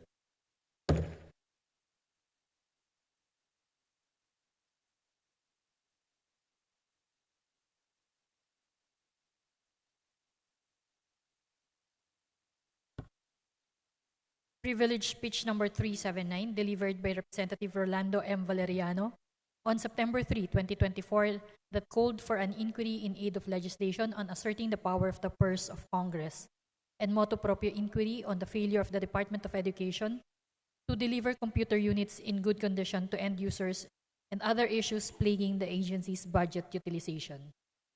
Majority Leader. Mr. Speaker, I move that we recognize the Honorable Representative Joel Chua to sponsor the report, Chairperson of the Committee on Good Government and Public Accountability. The Chairperson of the Good Government and Public Accountability Committee, the Honorable Joel Chua, is recognized.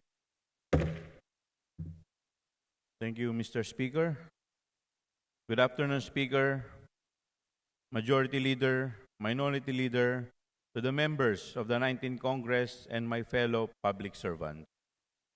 On behalf of the Committee on Good Government and Public Accountability, I have the privilege to present to this august chamber the committee report on the inquiry conducted by the committee on the utilization of confidential funds by the Office of the Vice President and the Department of Education. On September 10, 2024, privilege speech number 379, delivered by Representative Rolando M. Valeriano on September 3, 2024, was referred to the committee. It called for an inquiry in aid of legislation on asserting the power of the purse of Congress and reining issues on the utilization of confidential funds by the Office of the Vice President. In the same vein, the committee decided to conduct a motu proprio inquiry on the utilization of public funds by DepEd, including its failure, the failure of the DepEd to deliver computer units in good condition to end users, as raised by the manifestation of Representative Jervil Jingy Bitric Luistro during the hearing of the Committee on Appropriations on September 2, 2024. The Committee on Rules gave permission on the conduct of the motu proprio inquiry on September 18, 2024. The committee conducted a total of 8 public hearings held on September 18 and 25, 2024, October 17, 2024, November 5, 11, 20, and 25, 2024, and December 9, 2024, attended by and participated in by officials of concerned agencies and stakeholders. The committee terminated its determination on June 4, 2025. May I now present the salient points contained in the committee report number 1503. May I request the Secretary to flash to the screen the PowerPoint presentation. Let us now focus our attention to the report, to the consolidated findings from inquiries into confidential fund utilization by the Office of the Vice President and the Department of Education covering the period calendar years 2022 to 2023.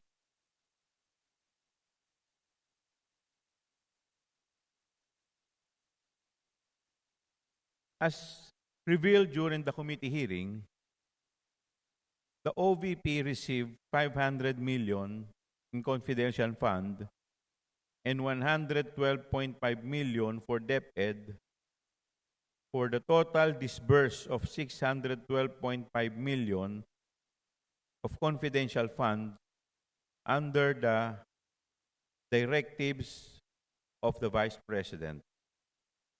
The OVP spent 125 million in 11 days, averaging 11.36 million per day in 2022 alone, covering the period from December 21 to 31, 2022, and was issued COA disallowance notice.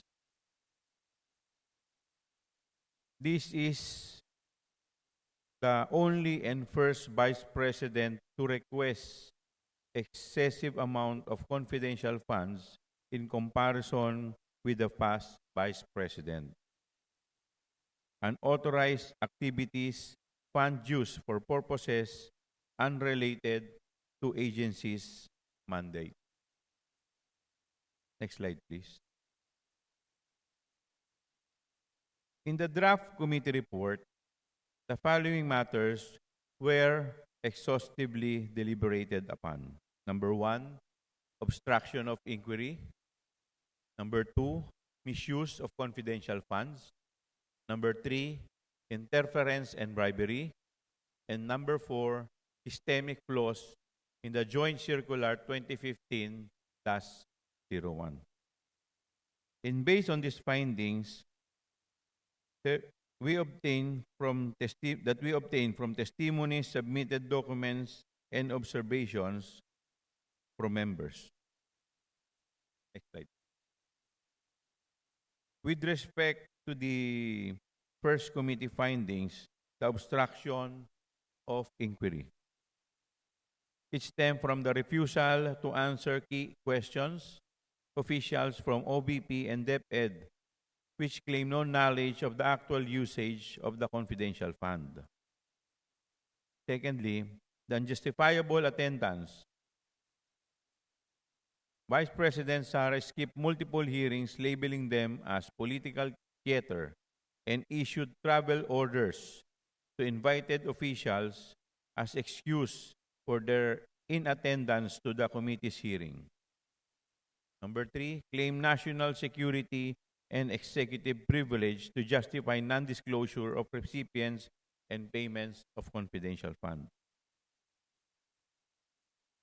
The misuse of confidential fund, the submission of spurious and questionable acknowledgment receipts were established, dubious or fabricated with fictitious, repeated names, similar handwriting, and predated and antedated acknowledgement receipt. We received a certification from the PSA claiming that no such name exists, the name that were mentioned in their acknowledgement receipt. Next slide, please. The misuse of confidential funds. The OBP does not have a national security mandate and use confidential funds on programs, activities, and projects not in the PFP. Improper delegation of SDOs. The confidential funds were turned over to unbonded security officers not officially designated as SDOs upon the instruction of the Vice President and was given full unilateral discretion for its disbursement and liquidation. The confidential funds were used for expenses other than confidential expenses and was as unjustifiably exorbitant, excessive, extravagant, and or unconscionable. Example are the payment of rewards, medical and food aid, payment of incentives, or travel relative to confidential operations and rentals of safe houses. With respect to interference and bribery, Your Honor, Mr. Speaker, the suppression of documents. Attorney Zulaika Lopez, the OVP Chief of Staff, tried to block COA from releasing documents to Congress during the budget deliberation in the Committee on Appropriation. Undue influence, OVP officials meddled in DepEd affairs, forced resignation of undersecretaries. Cash envelopes were received by DepEd officials involved in the disbursement or liquidation of confidential funds which raised bribery concern. These were admitted by 3 DepEd officials. Lastly, the systemic flaws. Loose guidelines. The Joint Circular 2015 of the COA-ICPAO was exploited due to weak scrutiny and verification. It was admitted by the auditor that they only received the acknowledgment receipt which were submitted to them, but they did not scrutinize it carefully and verified. Insufficient bandings. The SDOs lack adequate fidelity bonds for funds handled. The committee made the following actions. To prevent future misuse and obstruction in the handling of confidential funds, the members of the committee filed the following measures on December 11, 2024. Number 1, the House Bill number 11192, entitled An Act Regulating the Allocation and Utilization of Confidential Intelligence Funds, imposing penalties for misuse and misappropriation. Number 2, House Bill number 11193, entitled An Act Regulating the Special Disbursing Officers and Imposing Penalties for Misuse and Misappropriation of Funds. The committee made the following recommendation. With respect to the legislative reform, number 1, it is recommended to amend Joint Circular 2015-01 to improve utilization, reporting, and auditing of confidential funds. Number 2, limit which agencies can access confidential funds by allocating cap. Set stricter SDO qualifications and stronger penalties. Number 4, amend secrecy of bank deposits law to allow COA and Congress access with safeguards of accounts under investigation. Number 5, review SAL-N rules for disbursing officers. With respect to the legal action, to file cases against officials for the following. Number 1, technical malversation under Article 220 and 217 of the Revised Penal Code. Number 2, falsification and use of falsified document under Article 170 and 171 of the Revised Penal Code. Number 3, perjury under Article 183 of the Revised Penal Code. Number 4, bribery and corruption under Article 210, 211, and 212 of the Revised Penal Code. And number 5, plunder under Republic Act 7080, betrayal of public trust and culpable violation of the Constitution. Thank you, and I fervently request that the plenary will adopt the committee report, its finding, and recommendation.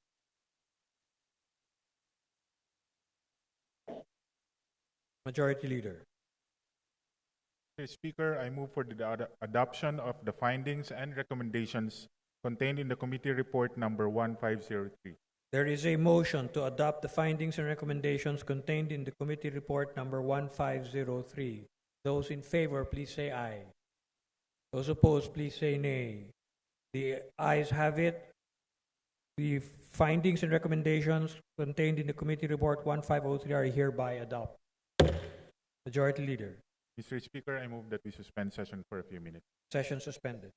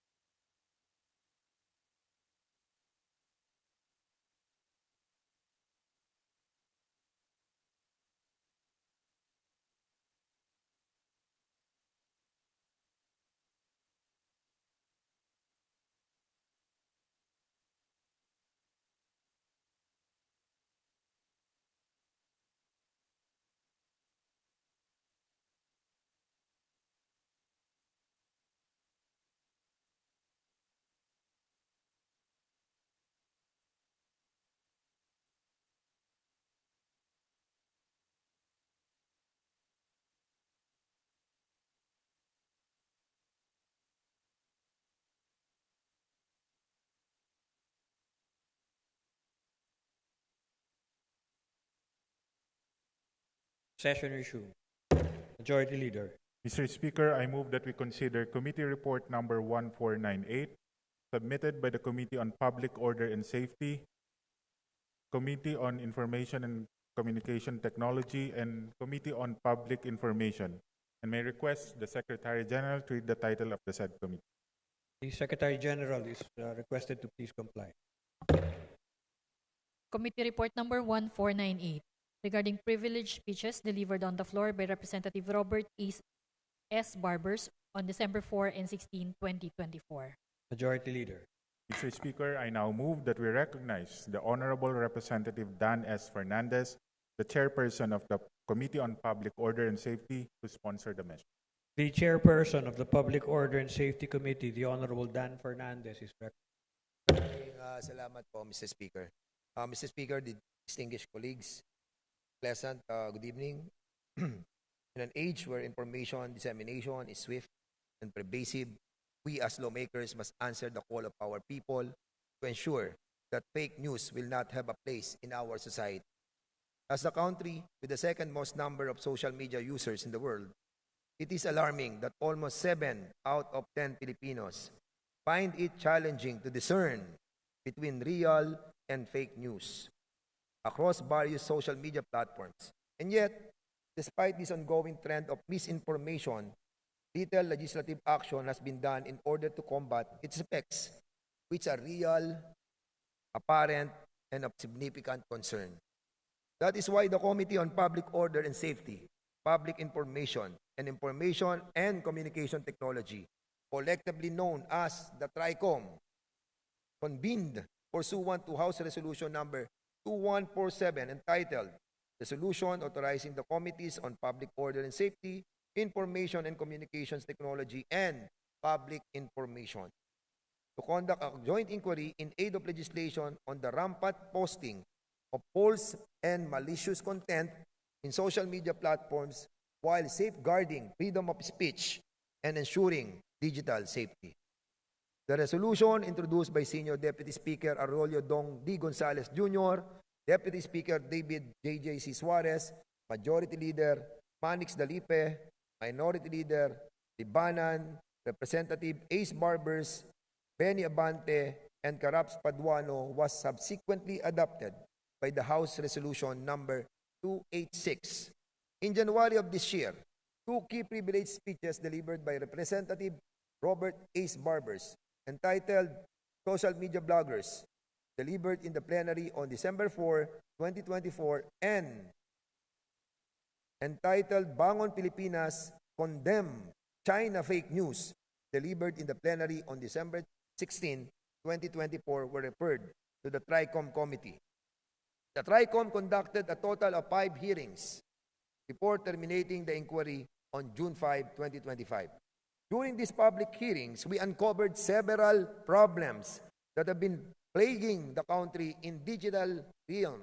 We have heard different testimonies and presentations from the invited resource persons, including representatives from social media platforms themselves, on how they are helping the fight against fake news.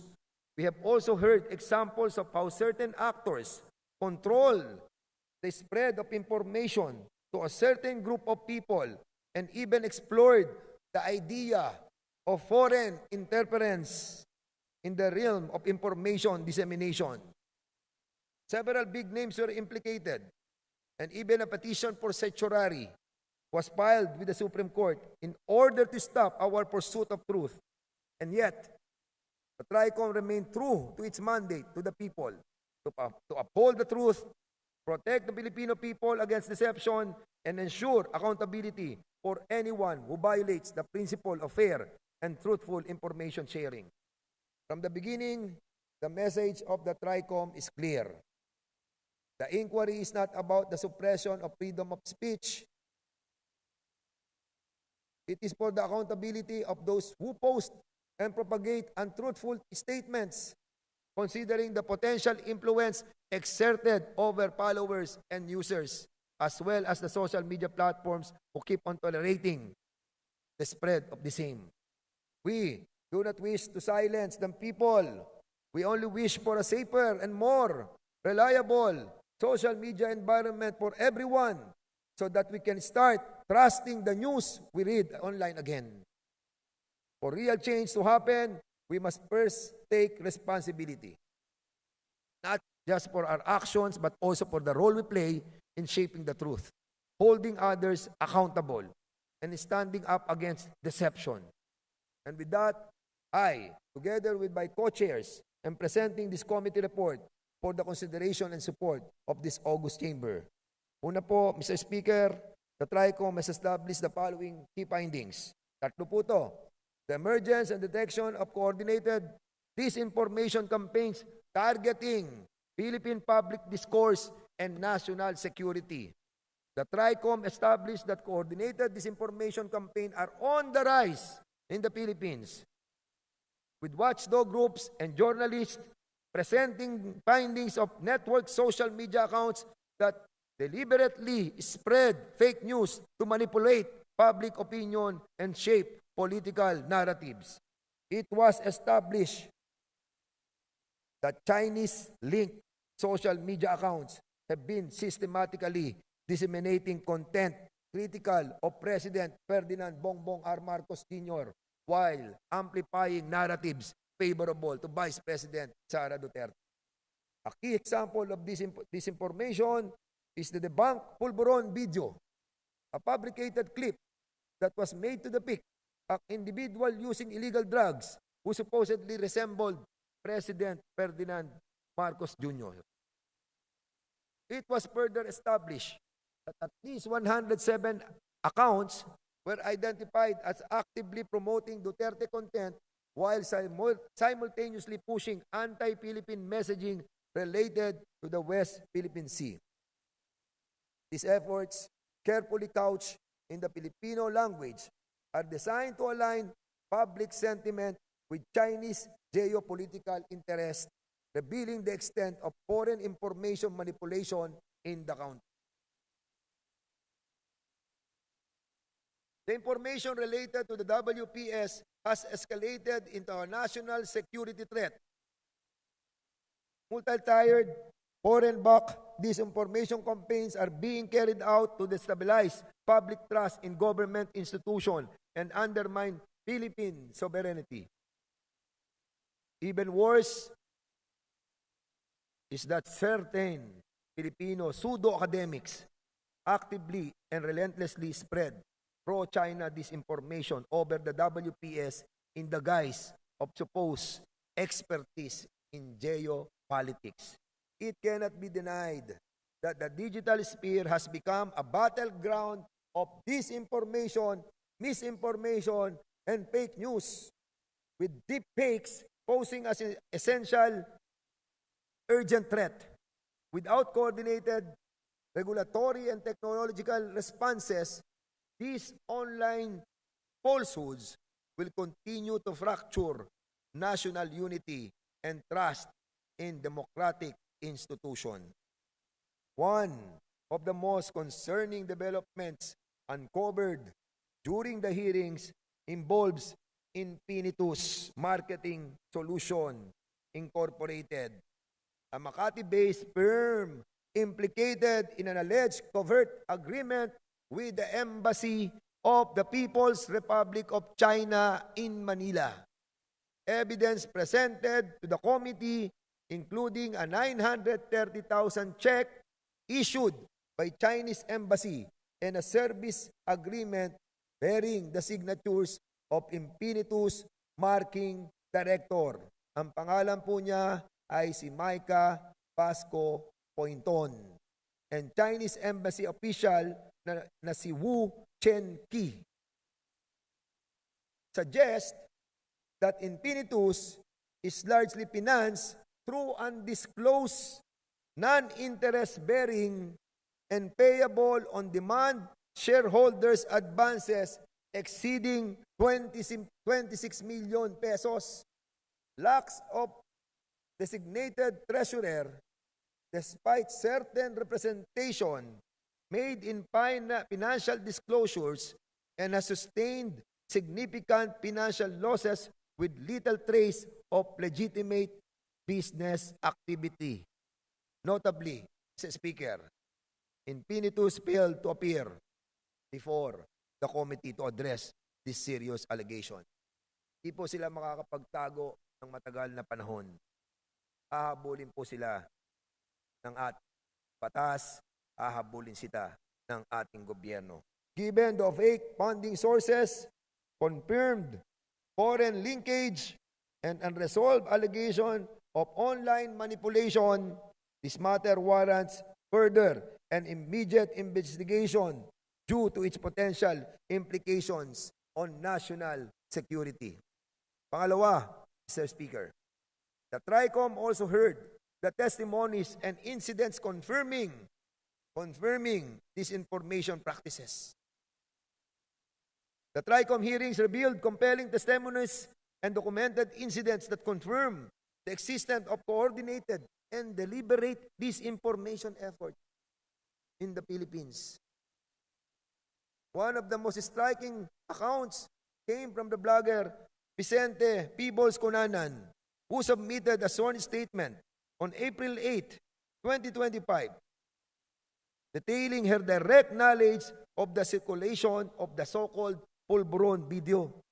Cunanan testified that on July 7, 2024, she attended a private dinner in Hong Kong with prominent pro-Duterte figures, including attorney Harry Roque. During this meeting, Roque allegedly claimed to possess a damning image of the president and discussed plans to release it through a foreign blogger in order to avoid legal repercussions. According to Cunanan, Attorney Roque brazenly claimed, "Magaling ako magpabaksak ng gobyerno." This intent to weaponize disinformation was later put into action during the Maisog rally held in Vancouver, Canada on July 20, 2024, where Attorney Roque reportedly presented the video publicly for the first time, just hours before President Marcos Jr. delivered his third State of the Nation address. In addition to Cunanan's testimony, the hearing also unearthed direct admission from other bloggers who had knowingly and recklessly spread false information to the public. On March 21, 2025, during the third TRICOM hearing, Crisette Laureta Chu made an implied admission that her viral post claiming a mass resignation of police and military officers in response to the arrest of former President Rodrigo Duterte was entirely unverified and untrue. Similarly, Mary Jane Kiambao Reyes was confronted over her social media post dismissing the documented tally of extrajudicial killings during the Duterte administration as a massive hoax. When pressed, Reyes acknowledged her lack of actual basis and issued an apology for propagating false information. Meanwhile, Mark Lopez admitted that his earlier post and live verbal assertion that Philippine maritime forces like China had also resorted to water cannon attacks in the WPS was misleading and inaccurate. He retracted his statement in the same hearing and issued an apology. These testimonies and admissions underscore a sobering reality. Much of the fake news plaguing our nation is the result of disinformation, targeting the Filipino public, which are neither random nor isolated, but carefully orchestrated, often politically motivated, and executed with the help of influential figures and digital platforms. The incidents presented before the TRICOM are not only reveal the extent of manipulation, but also expose critical gaps in accountability and regulation. Pangatlo, Mr. Chairman, Mr. Speaker, yung pong ating regulatory and enforcement gaps in platforms, oversight, and taxation. While the TRICOM hearings made clear that coordinated disinformation efforts are being deliberately executed by political actors and online personalities, they also highlighted an equally troubling dimension: the inability of institutions to hold platforms and perpetrators accountable. The disinformation campaigns presented before the committee would not have achieved such widespread influence without the infrastructure provided by social media platforms. However, testimonies from platform representatives and government officials revealed that current regulatory mechanisms are grossly inadequate to address the scale and sophistication of online manipulation. It was established that one of the fundamental roadblocks to effective regulation is the lack of local presence of social media companies. Platforms like Facebook, TikTok, and YouTube operate in the Philippines without being legally domiciled within this jurisdiction, making it extremely difficult for government agencies to demand accountability or swiftly coordinate in the takedown of harmful content. This concern was corroborated by Dr. Rafael Frankel, Director of Public Policy for Meta in the Asia Pacific, who confirmed that there is no Meta-affiliated entity in the Philippines with a mandate to respond directly to violations or government requests concerning harmful or illegal content. The absence of a local office results in significant delays and jurisdictional gray areas, hampering enforcement and eroding public trust in regulatory safeguards. Dr. Frankel further maintained that Meta's role is merely that of a neutral platform and that individual users bear the ultimate responsibility for the content they post. Wala silang responsibilidad. Wala kasi sila dito eh. To avoid the appearance of censorship, Meta defers content evaluation to third-party fact-checkers. Nililipat nila doon yung identidad, including Rappler, Verifiles, and Agency France Press. Yun ang kanilang ginamit para wala silang responsibility. However, this model raises concerns when disinformation is rapidly disseminated in coordinated waves. Ang bilis. Often during politically sensitive periods before fact-checkers have time to intervene. In effect, this neutrality allows malicious actors to exploit platforms' policies while insulating the company from liability. The reliance on fact-checkers, though important, cannot substitute for structural accountability or real-time response mechanism, particularly when the information in question is tied to geopolitical interference or national security. TikTok, represented by Public Policy Manager Pichi Paderna, presented statistics demonstrating its content moderation of efforts, including the removal of over 4 million videos for violating community guidelines. However, Mr. Speaker, similar to Meta, TikTok was not able to specify how many of these takedowns were linked to politically motivated or state-sponsored disinformation, nor could they clearly demonstrate how foreign link information operations were being detected and mitigated. In addition to challenges in content moderation and platform responsibility, the hearings revealed critical institutional weaknesses in the state's ability to monitor and tax the digital economy. The Bureau of Internal Revenue admitted that it currently relies heavily on the voluntary compliance of social media influencers when it comes to declaring income earned from platforms such as Facebook, YouTube, and TikTok.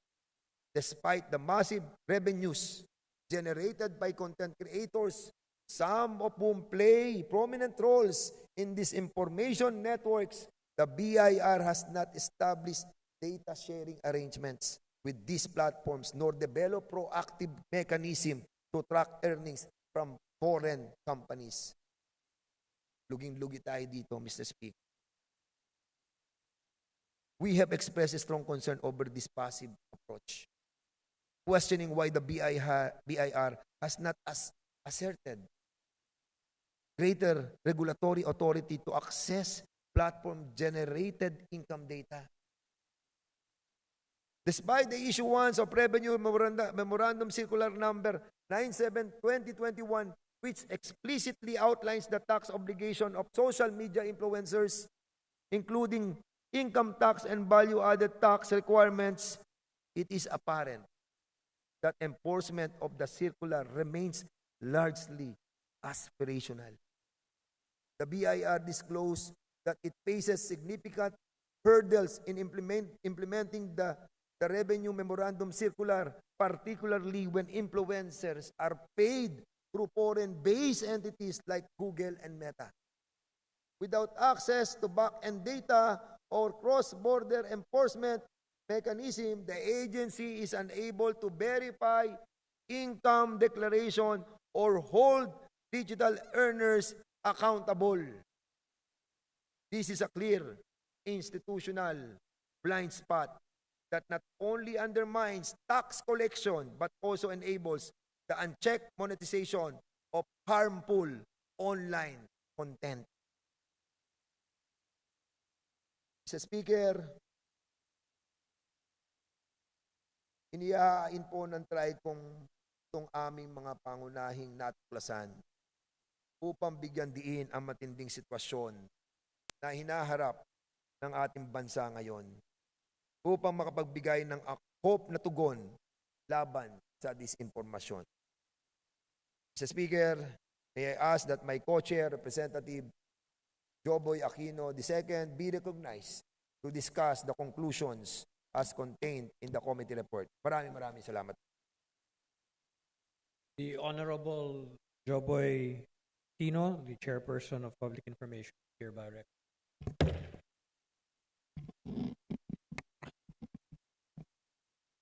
Thank you, Co-Chair, and good evening to all. Mr. Speaker, the TRICOM hearings paint a clear and alarming picture.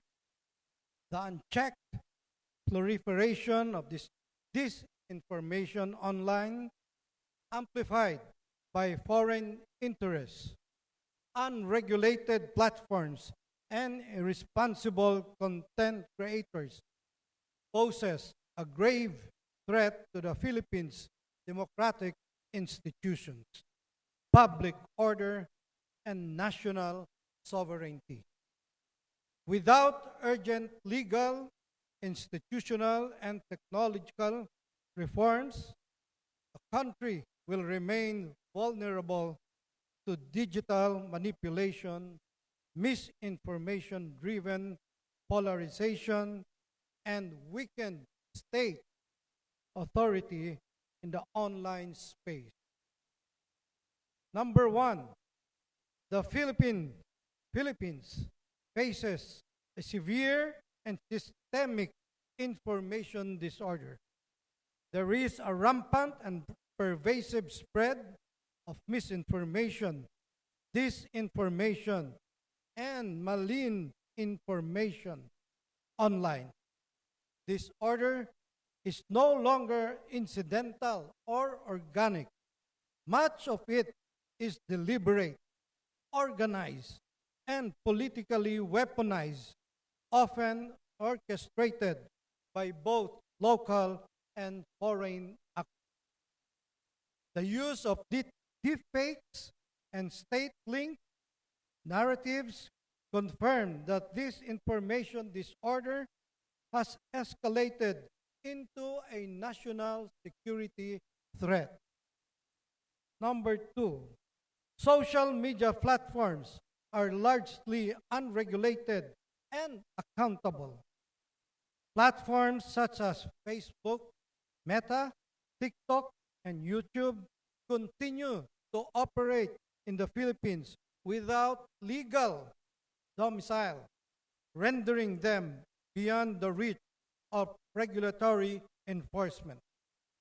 Testimonies from Meta and TikTok officials revealed that no local office exists with a mandate to respond swiftly to government requests on content moderation or enforcement, creating dangerous jurisdictional gaps.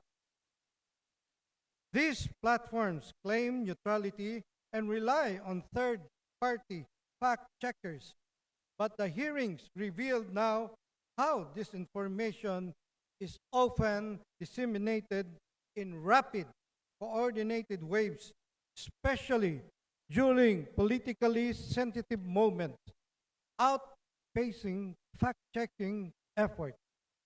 In practice, this neutrality shields platforms from liability while enabling malicious actors to exploit systemic delays and weak enforcement.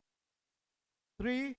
Social media influencers and content creators lack oversight and ethical accountability.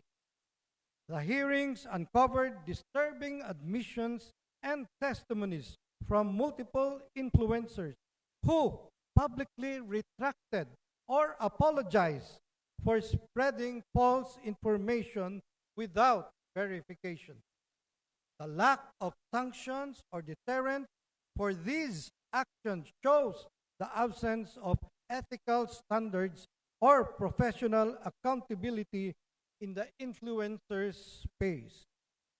Content creators profit from this disinformation, and the current regulatory landscape provides no meaningful check against the monetization of harmful, misleading narrative. 4. Enforcement of laws and agency powers are fragmented and insufficient. The institutional framework of the Philippines are not equipped to meet the complex demands of digital information warfare. Agencies such as the Department of Information and Communication Technology, National Bureau of Investigation, Criminal Investigation and Detection Group face overlapping jurisdictions, limited subpoena powers, and outdated procedures. The lack of real-time coordination, coupled with inapplicable tools such as cease and desist orders, severely hampers the state's ability to respond to fast-evolving disinformation campaigns. Even the BIR's regulatory powers are undercut by jurisdictional challenges as the agencies lack access to platform-held income data from foreign entities. Testimonies confirm that BIR enforcement remains aspirational, not operational, due to inadequate cross-border data sharing mechanisms. 5. Legislative and institutional reform is urgently needed. The TRICOM hearings underscore an urgent need for systemic reform in both legislative and institutional framework to safeguard the country's democratic integrity. Specifically, the following measures are needed. Mandate local registration or legal presence of social media platforms to ensure jurisdictional accountability and responsiveness to Philippine laws. Establish a digital regulatory or self-regulatory body to oversee influencers, advertisers, and content standards through enforceable ethical guidelines. Strengthen enforcement capacities or relevant agencies through expanded subpoena, data access, and contempt powers, and create mechanisms for cross-border legal cooperation on digital violations. Empower the BIR to proactively track and tax platform-derived income, particularly from foreign companies that monetize Philippine audiences without legal presence or disclosures and obligations. And introduce responsive digital safeguards, rapid content removal systems, A1-driven monitoring and whistleblower protections without compromising freedom of expression and privacy under the Constitution. These reforms must strike a careful balance between protecting national security and public order and safeguarding democratic rights and in the digital age. Failure to act risks normalizing online disinformation as a political tool, a trend that would have devastating consequences for democratic stability, institutional trust, and Philippine sovereignty. Thank you, Mr. Speaker. Majority Leader. Mr. Speaker, I now move that we recognize the Honorable Representative Johnny T. Pimentel, the Vice Chairperson of Committee on Information and Communications Technology. The Vice Chairman of the Committee on Information and Communications Technology, the Honorable Johnny Pimentel, is recognized. Thank you. Mr. Speaker, it is my honor and privilege to submit the following recommendations of the TRICOM as contained in the committee report. Number 1, review and amend Republic Act Number 10175, Cybercrime Prevention Act of 2012. This is to address challenges posed by emerging technologies and harmful online content by explicitly defining social media platforms, prescribing penalties for their participation in content-related offenses, and incorporating provisions on disclosure of data, parameters for auto-blocking of content, and preservation and retention of data. It is further recommended to grant subpoena powers to the Director of PNP ACG and the Executive Director of the CICC for the issuance of cyber warrants in aid of investigation. Number 2, consider enacting a law establishing the responsibilities of social media platforms and other platform providers as avenues through which user-generated content is exhibited. It is recommended that platforms be mandated to adopt practices such as content oversight, user authentication, and proactive monitoring of prohibited content or practices on their platforms.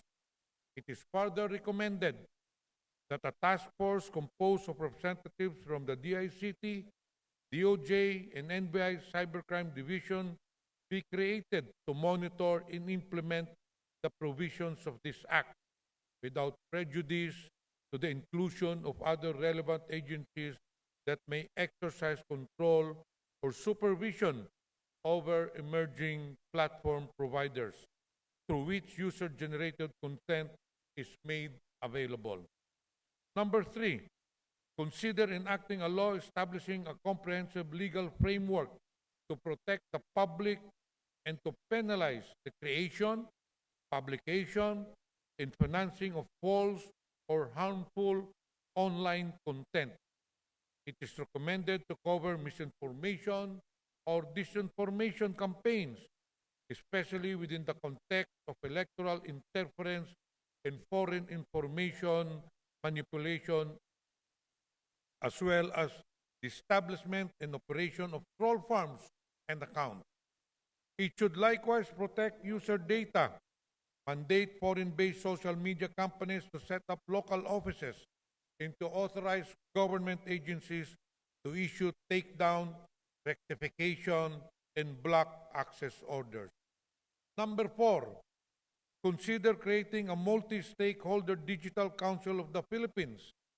The Digital Council of the Philippines aims to function similarly as the KBP and the NUJP to establish a regulatory framework for social media actors, set ethical standards for digital content, combat fake news, disinformation, promote digital literacy, and responsible online behavior. ensure coordination between government agencies and private stakeholders, and launch public education campaigns. It is recommended to include in its powers and functions content moderation, monitoring and reporting of harmful content, certification and accreditation of influencers and marketers, public education, and investigation and sanctions. Number 5, consider legislating a law on AI with provisions for AI-related cyber threats like automated phishing, deepfake-driven misinformation, and AI-powered intrusion. The law would establish guidelines for AI-generated threats as well as introduce regulatory and liability frameworks for AI developers and deployers to ensure accountability in case of security breaches. It is recommended to forge public-private partnerships for information sharing mechanisms to combat emerging cyber threats effectively. Number 6, align the Data Privacy Act with international practices in AI-driven data security.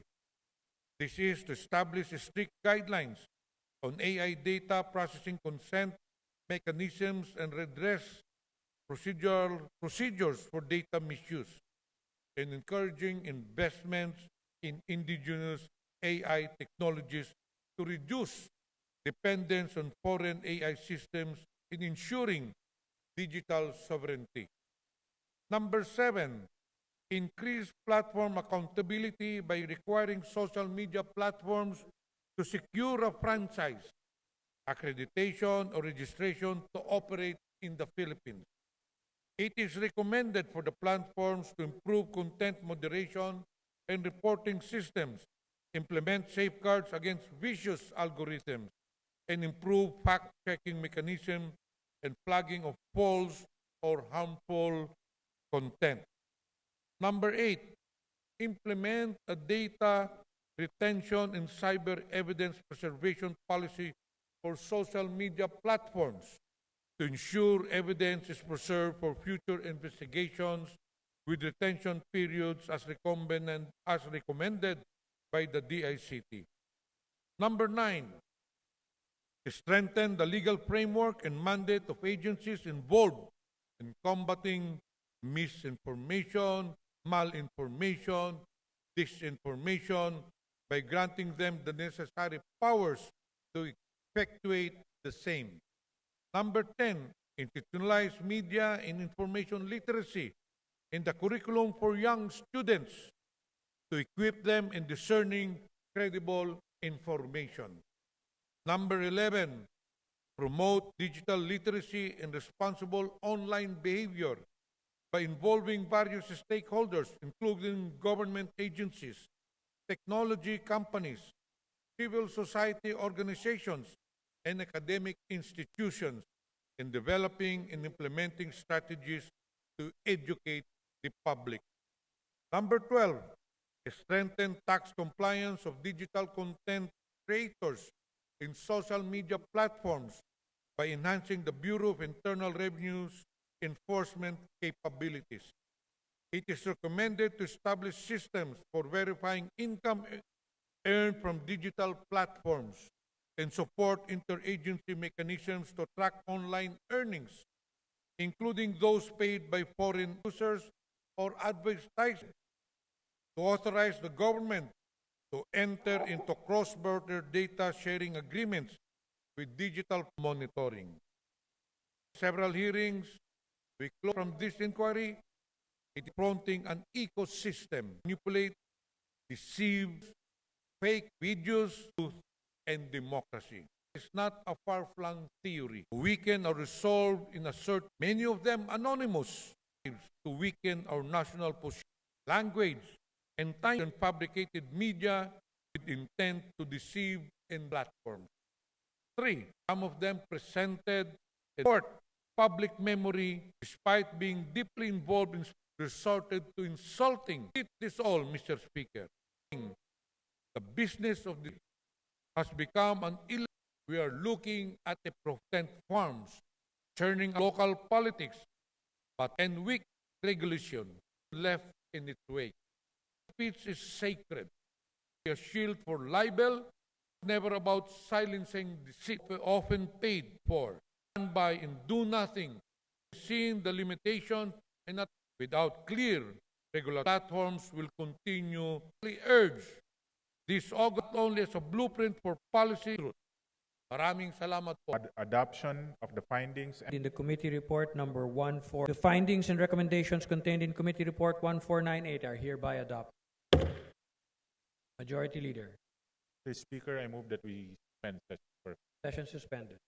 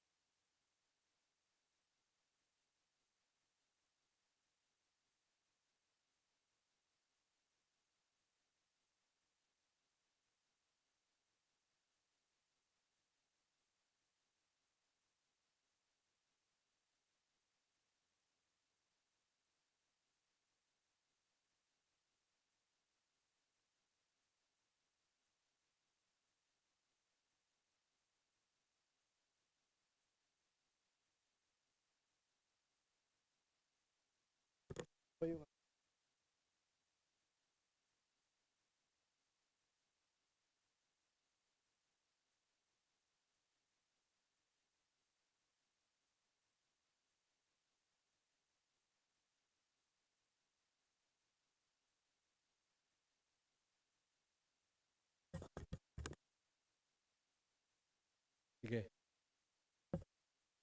Session is resumed. Majority Leader. Session suspended.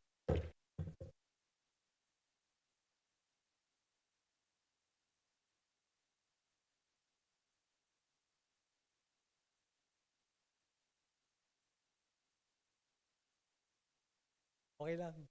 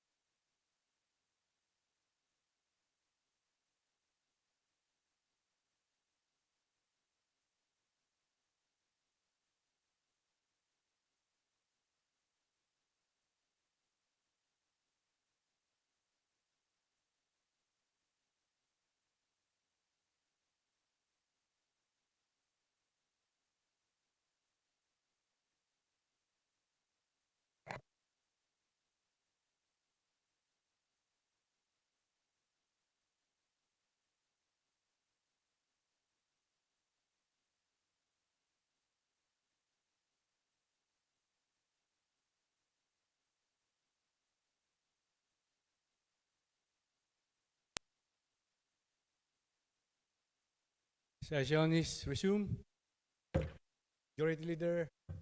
Mr. Speaker, I move for the consideration of Committee Report number 1501 as submitted by the Committees on Dangerous Drugs, Public Order and Safety, Human Rights, and Public Accounts, also known as the Quadcom.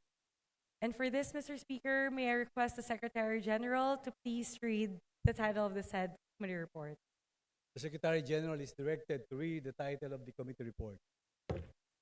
Committee Report Number 1501, regarding inquiry in aid of legislation on privileged speech numbered 371, House Resolutions numbered 1346, 1351, 141847, privileged speech numbered 235, motu proprio inquiry on the proliferation of criminal activities and unlawful acts linked to POGOS, motu proprio inquiry on the alleged irregularities in the procurement process and unlawful contract entered into by the Municipality of Mexico, Pampanga, in violation of relevant auditing, procurement, and other laws. House Resolutions numbered 1629, 1666, 1703, 1771, 1802, 1810, and privileged speeches numbered 329 and 313. Majority Leader.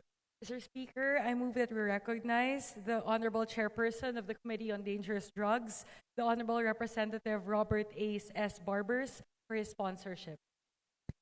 Chairman of Dangerous Drugs, Congressman Ace Barbers is recognized. Thank you very much, Mr. Speaker. Thank you very much, Majority Leader. Sa ating pong mga kasama sa ating kapulungan, magandang gabi po sa ating lahat. Mr. Speaker, your Quad Committee is ready and proud to submit to the plenary its comprehensive report, a product of 15 public hearings that stretched until the wee hours of the morning. Hundreds of hours of painstaking work, research, meetings, and conferences. A total of 26 bills now being filed are a direct consequence of the investigation. Mr. Speaker, for the education of our countrymen who are listening, allow me to briefly narrate Quadcom's history. It was in the first half of 2024 when 4 committees were conducting investigations in aid of legislation. The Committee on Dangerous Drugs was investigating the 2.6 billion shabu shipment that was stored in a warehouse owned by Empire 999 Corporation in Mexico, Pampanga. The Committee on Public Accounts was investigating anomalous land purchases by Chinese nationals with fake Filipino identities. The Committee on Public Order was investigating POGOs and the criminal syndicates operating within them. And the Committee on Human Rights was investigating the abuses and extrajudicial killings perpetrated by the implementers of the war on drugs. These 4 committees had no inkling whatsoever, Mr. Speaker, that their subjects of investigations were inextricably linked and have complex connections between and among each other. Empire 999 is owned by a Chinese national who are also incorporators of several other corporations linked to illegal drugs and POGOs. Prominent names like Michael Yang, Alan Lin, A.D. Tai Yang, and Pharmaly Corporation popped up. When this was discovered, a decision was made to hold joint hearings of the 4 committees. Thus, the Quadcom was born. Initially, Quadcom was looked down as just another political vehicle tasked to persecute those who are perceived to be in the opposition and those whose political beliefs are critical of the administration. It was not easy to overcome the negative bashings that were thrown our way, Mr. Speaker. Nonetheless, from the moment that this plenary tasked the Quadcom to look into, investigate in aid of legislation, and make its recommendations, the entire Quadcom team did not waste time and forthwith buckled down to work. Aware of the enormity of the task, we welcomed the challenge and faced the issues head-on without preconditions, personal biases, nor expectations. We were not prepared for what was to come. The mandate seemed simple. Work for the good of the country, with dozens of resource persons, including volunteer witnesses and guests, and room full of paperwork and documents. We realized that the seemingly simple mandate was most demanding. The committee meticulously examined each and every page, listened and dissected every word uttered, analyzed all data, and scrutinized all the evidence for the sole purpose of arriving at the solemn truth. At the conclusion of our work, Mr. Speaker, Quadcom was able to prove the critics wrong. It does not exist for political persecution nor cheap propaganda. It is not an administration tool to destroy the opposition nor a vehicle to advance one's political ambition. Mr. Speaker, the Quadcom committee report contains established facts that hurdled the test successfully. Those facts were the basis of the findings and recommendations put forth by the committee. Recommendations that are backed by solid evidence, both testimonial and documentary, that were presented in the hearings and unearthed through research. Quadcom is not composed of the 4 chairmen of the 4 committees alone, and the common vice chairman and the senior deputy speaker and 1 deputy speaker. Quadcom is the entire membership of the House of Representatives, for we all actively took part in the proceedings, contributed our time, knowledge, and expertise one way or the other. Thus, the committee report is the product of the collective effort of the members of the House, whose names deserve to be written on the pages of this historic undertaking. Bagamat nagtatapos na ang 19th Congress, Mr. Speaker, inaasahan po natin na hindi dito magtatapos ang lahat. The call of action and justice will not end in this committee report.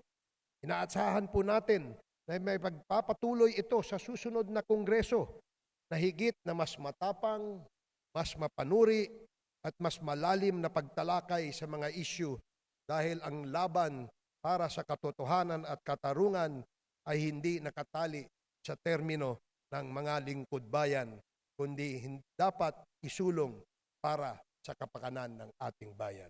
Mr. Speaker, with this sponsorship, we hereby report to this plenary that our task is done as we seek approval of the Quadcom report. Maraming salamat at magandang gabi, Mr. Speaker. Salamat, Chairmanes, Barbers, Majority Leader. Mr. Speaker, I move that we recognize the Honorable Chairperson of the Committee on Public Order and Safety, the Honorable Representative Dan S. Fernandez, for his sponsorship. Congressman Dan Fernandez of the Public Order and Safety, you are now recognized. Maraming salamat po kung gaano kahaba kanina, gano'n naman kaikli ngayon. Maganda nga po sa ating lahat ang congressional investigation ukol sa mga kriminal at illegal na aktibidad ng mga POGO ay nagmula sa directive ni Speaker Martin Romualdez noong July 5, 2024. Ang dalawang committee ng Committee on Public Order and Safety, pinamumunuan natin, at ang Committee on Games and Amusements, pinamumunuan ni Representative Antonio A. Ferrer, ay nagsagawa ng 4 na joint hearing mula July 7, 2024.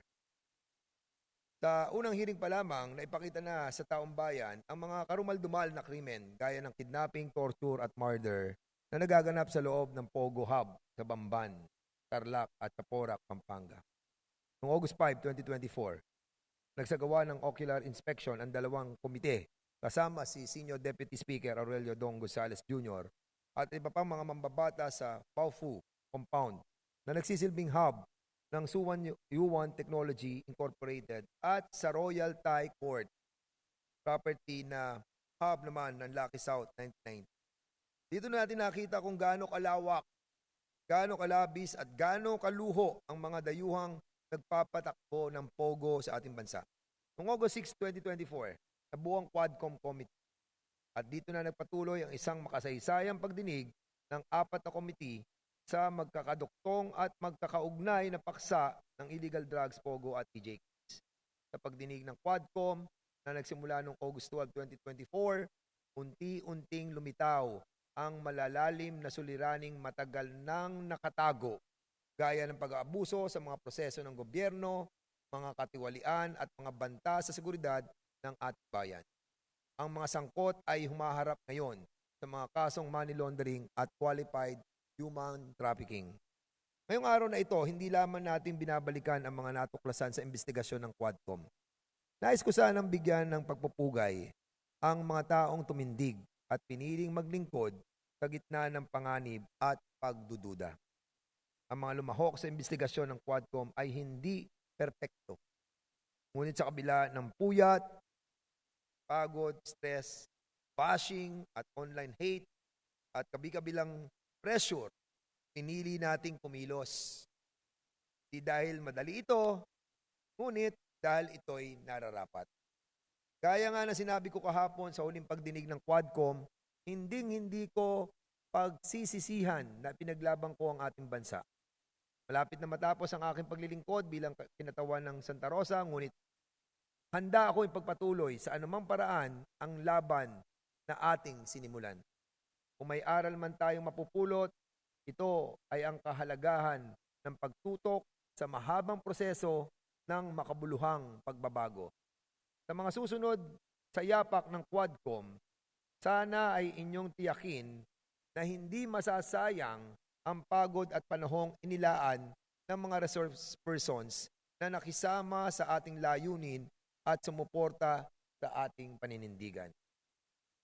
Higit sa lahat, hinihiling ko na tiyakin natin na hindi mabibigo ang tiwala at pag-asa ng libo-libong kamag-anak ng biktima ng EGK at ang libo-libong biktima ng Pogo at ang libo-libong namatay dahil sa drug war.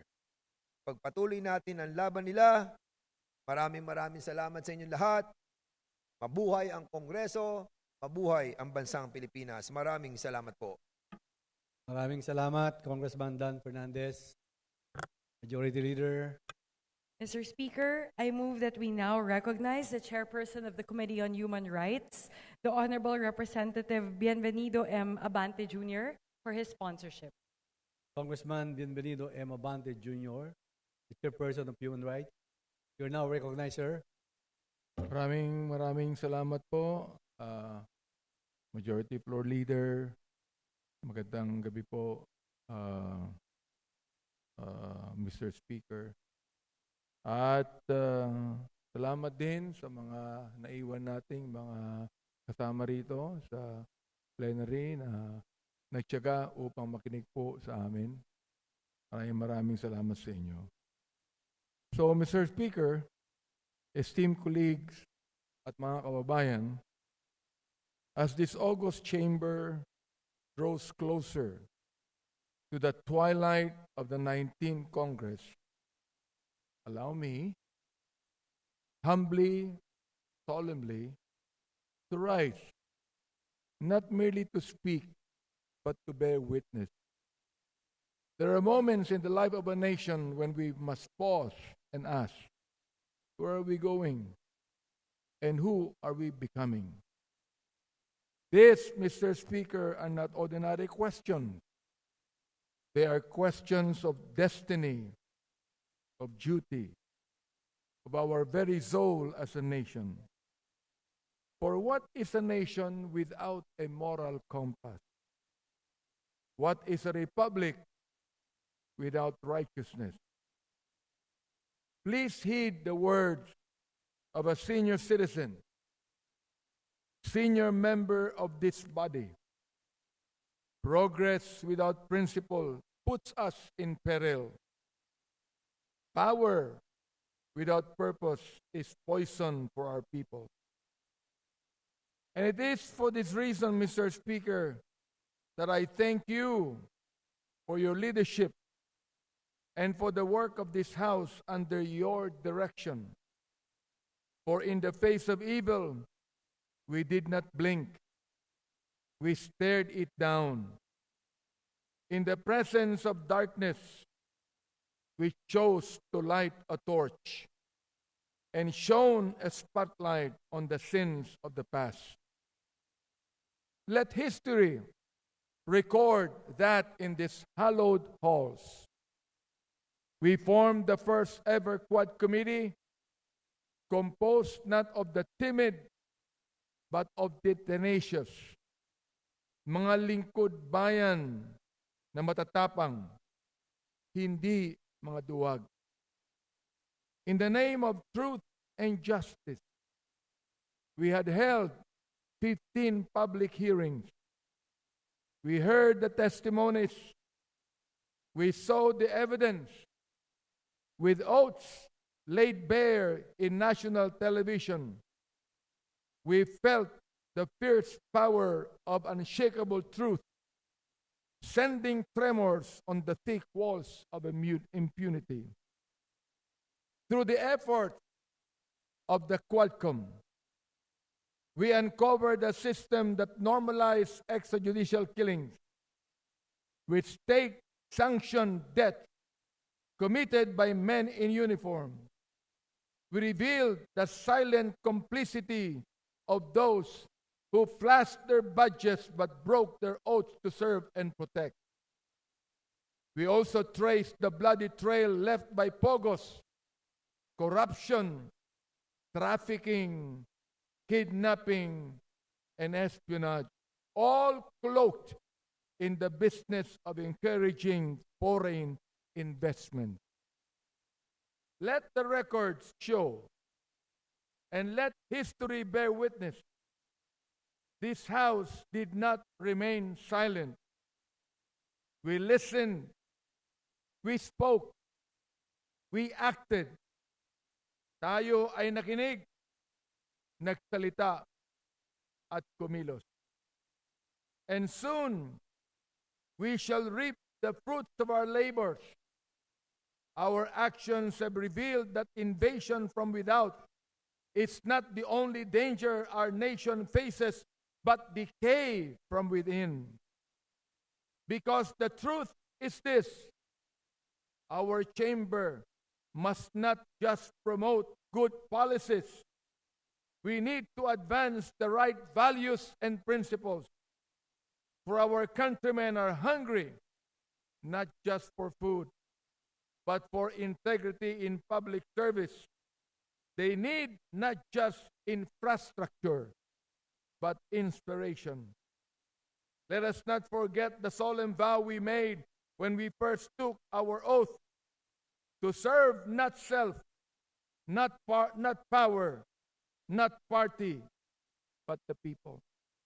Mr. Speaker, my exhortation to the 20th Congress is this: let us continue to remind the nation that there are still men and women in government who believe in right and wrong, who believe in truth over convenience, who believe in God and His commandments above all.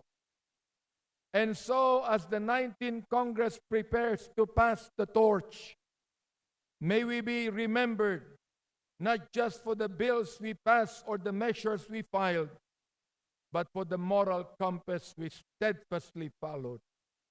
Let our legacy be this: that when it was dangerous to speak, we chose to stand and be heard.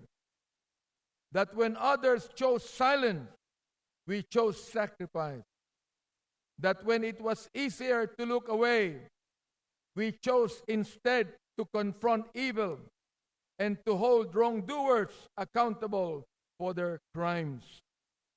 Thus saith the scriptures in Proverbs 14:34, and I quote, "Righteousness exalteth a nation, but sin is a reproach to any people." Mr. Speaker, mga kasama, may righteousness prevail. May justice triumph. May the next Congress remain courageous. At nais kong pasalamatan, Mr. Speaker, ang ating Senior Deputy Speaker Dong Gonzales, na kung hindi sa kanyang resolution, hindi mabubuo ang Quadcom na ito. Ganon din, pinapasalamatan ko ang aking mga kasamahang mga ganun na lalaki at matitikas, katulad po ni Congressman Sarap Paduano, katulad po ni Congressman H. Barbers, ang aming chairman, at katulad din po naman ng pinakamatikas sa lahat, si Congressman Dan Fernandez.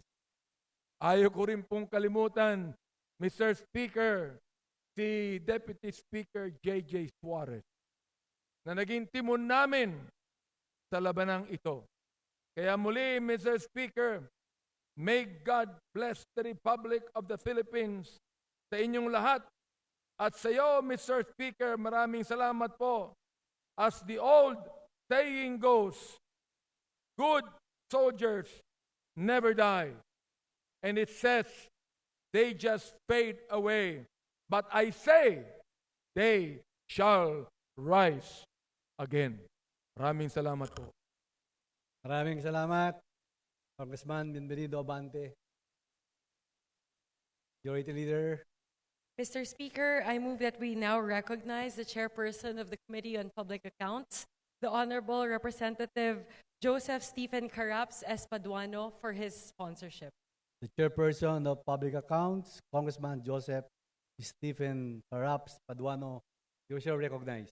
Thank you, Madam Majority Floor Leader.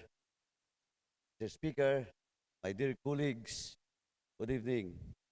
Almost 2 years ago, on July 26, 2023, the Committee on Public Accounts initiated a motu proprio inquiry into alleged irregularities in the procurement, process, and unlawful contracts entered into by the municipality of Mexico, Pampanga.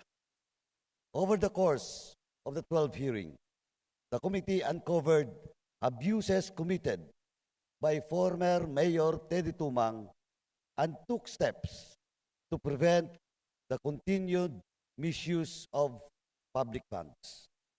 In the course of our investigation, we uncovered a deeply alarming issue: the collusion between certain local officials and Chinese nationals to acquire vast tracts of land in Mexico, Pampanga.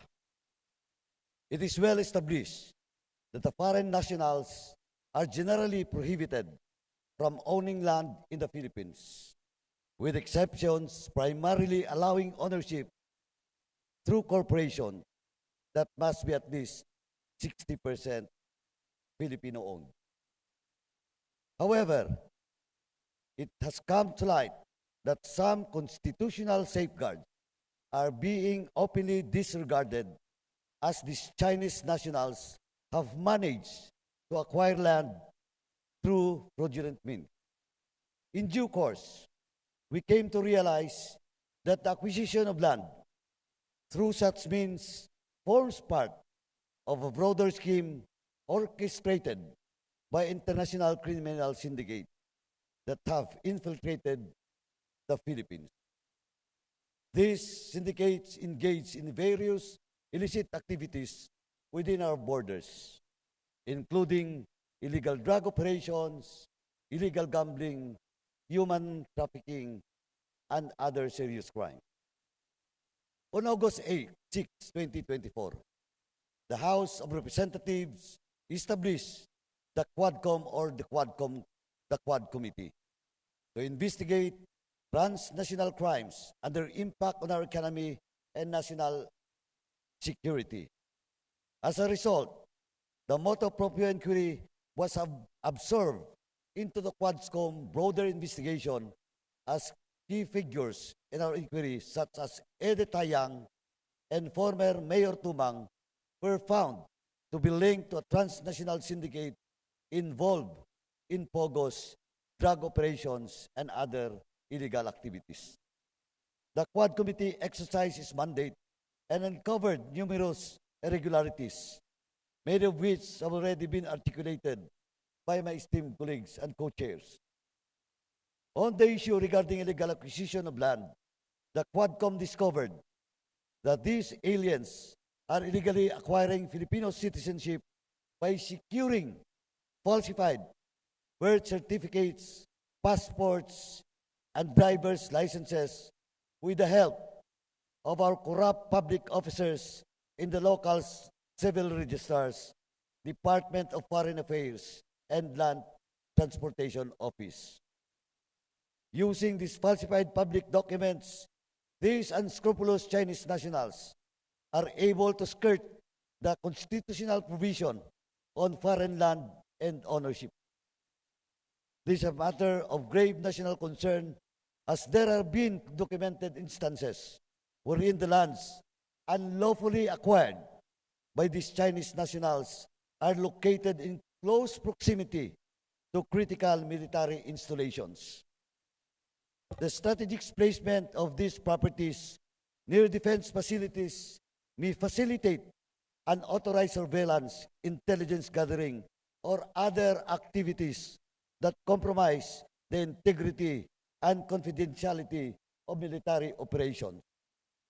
If left unchecked, this encroachment may serve as a foothold for our hostile, subversive elements, weakening our defense posture from within. In view of this, legislators involved in the Quadcom filed House Bill number 11043, an act providing for a civil forfeiture in favor of the state. Any unlawfully acquired real estate properties by any foreign national. As you may know, thousands of foreigners have entered the country to establish POGOs, many of which have been linked to criminal activities such as human trafficking and online scams. There are also indications of ties between certain POGO entities and individuals affiliated with or close to the Chinese Communist Party. Given this connection, it is not far-fetched to consider the possibility that POGO properties may be used as basis for operation for their espionage network. This bill aims to allow the state to forfeit real estate properties unlawfully acquired by these foreign nationals. Recent reports revealed that thousands of foreigners have obtained fake birth certificates. In Davao del Sur alone, about 1,200 falsified birth certificates were issued by the local civil registrar in July 2024. This bill seeks to create a process for the administrative cancellation of fraudulently registered birth certificates by foreign nationals. This is House Bill number 11117, an act providing for the administrative cancellation of birth certificate registered through fraudulent means by foreign nationals, creating a special committee on cancellation of birth certificate and appropriating funds therefor. Additionally, the Quadcom recommended that the Land Registration Authority, or LRA, implement stricter safeguards to prevent illegal land acquisition and ensure full compliance with existing laws.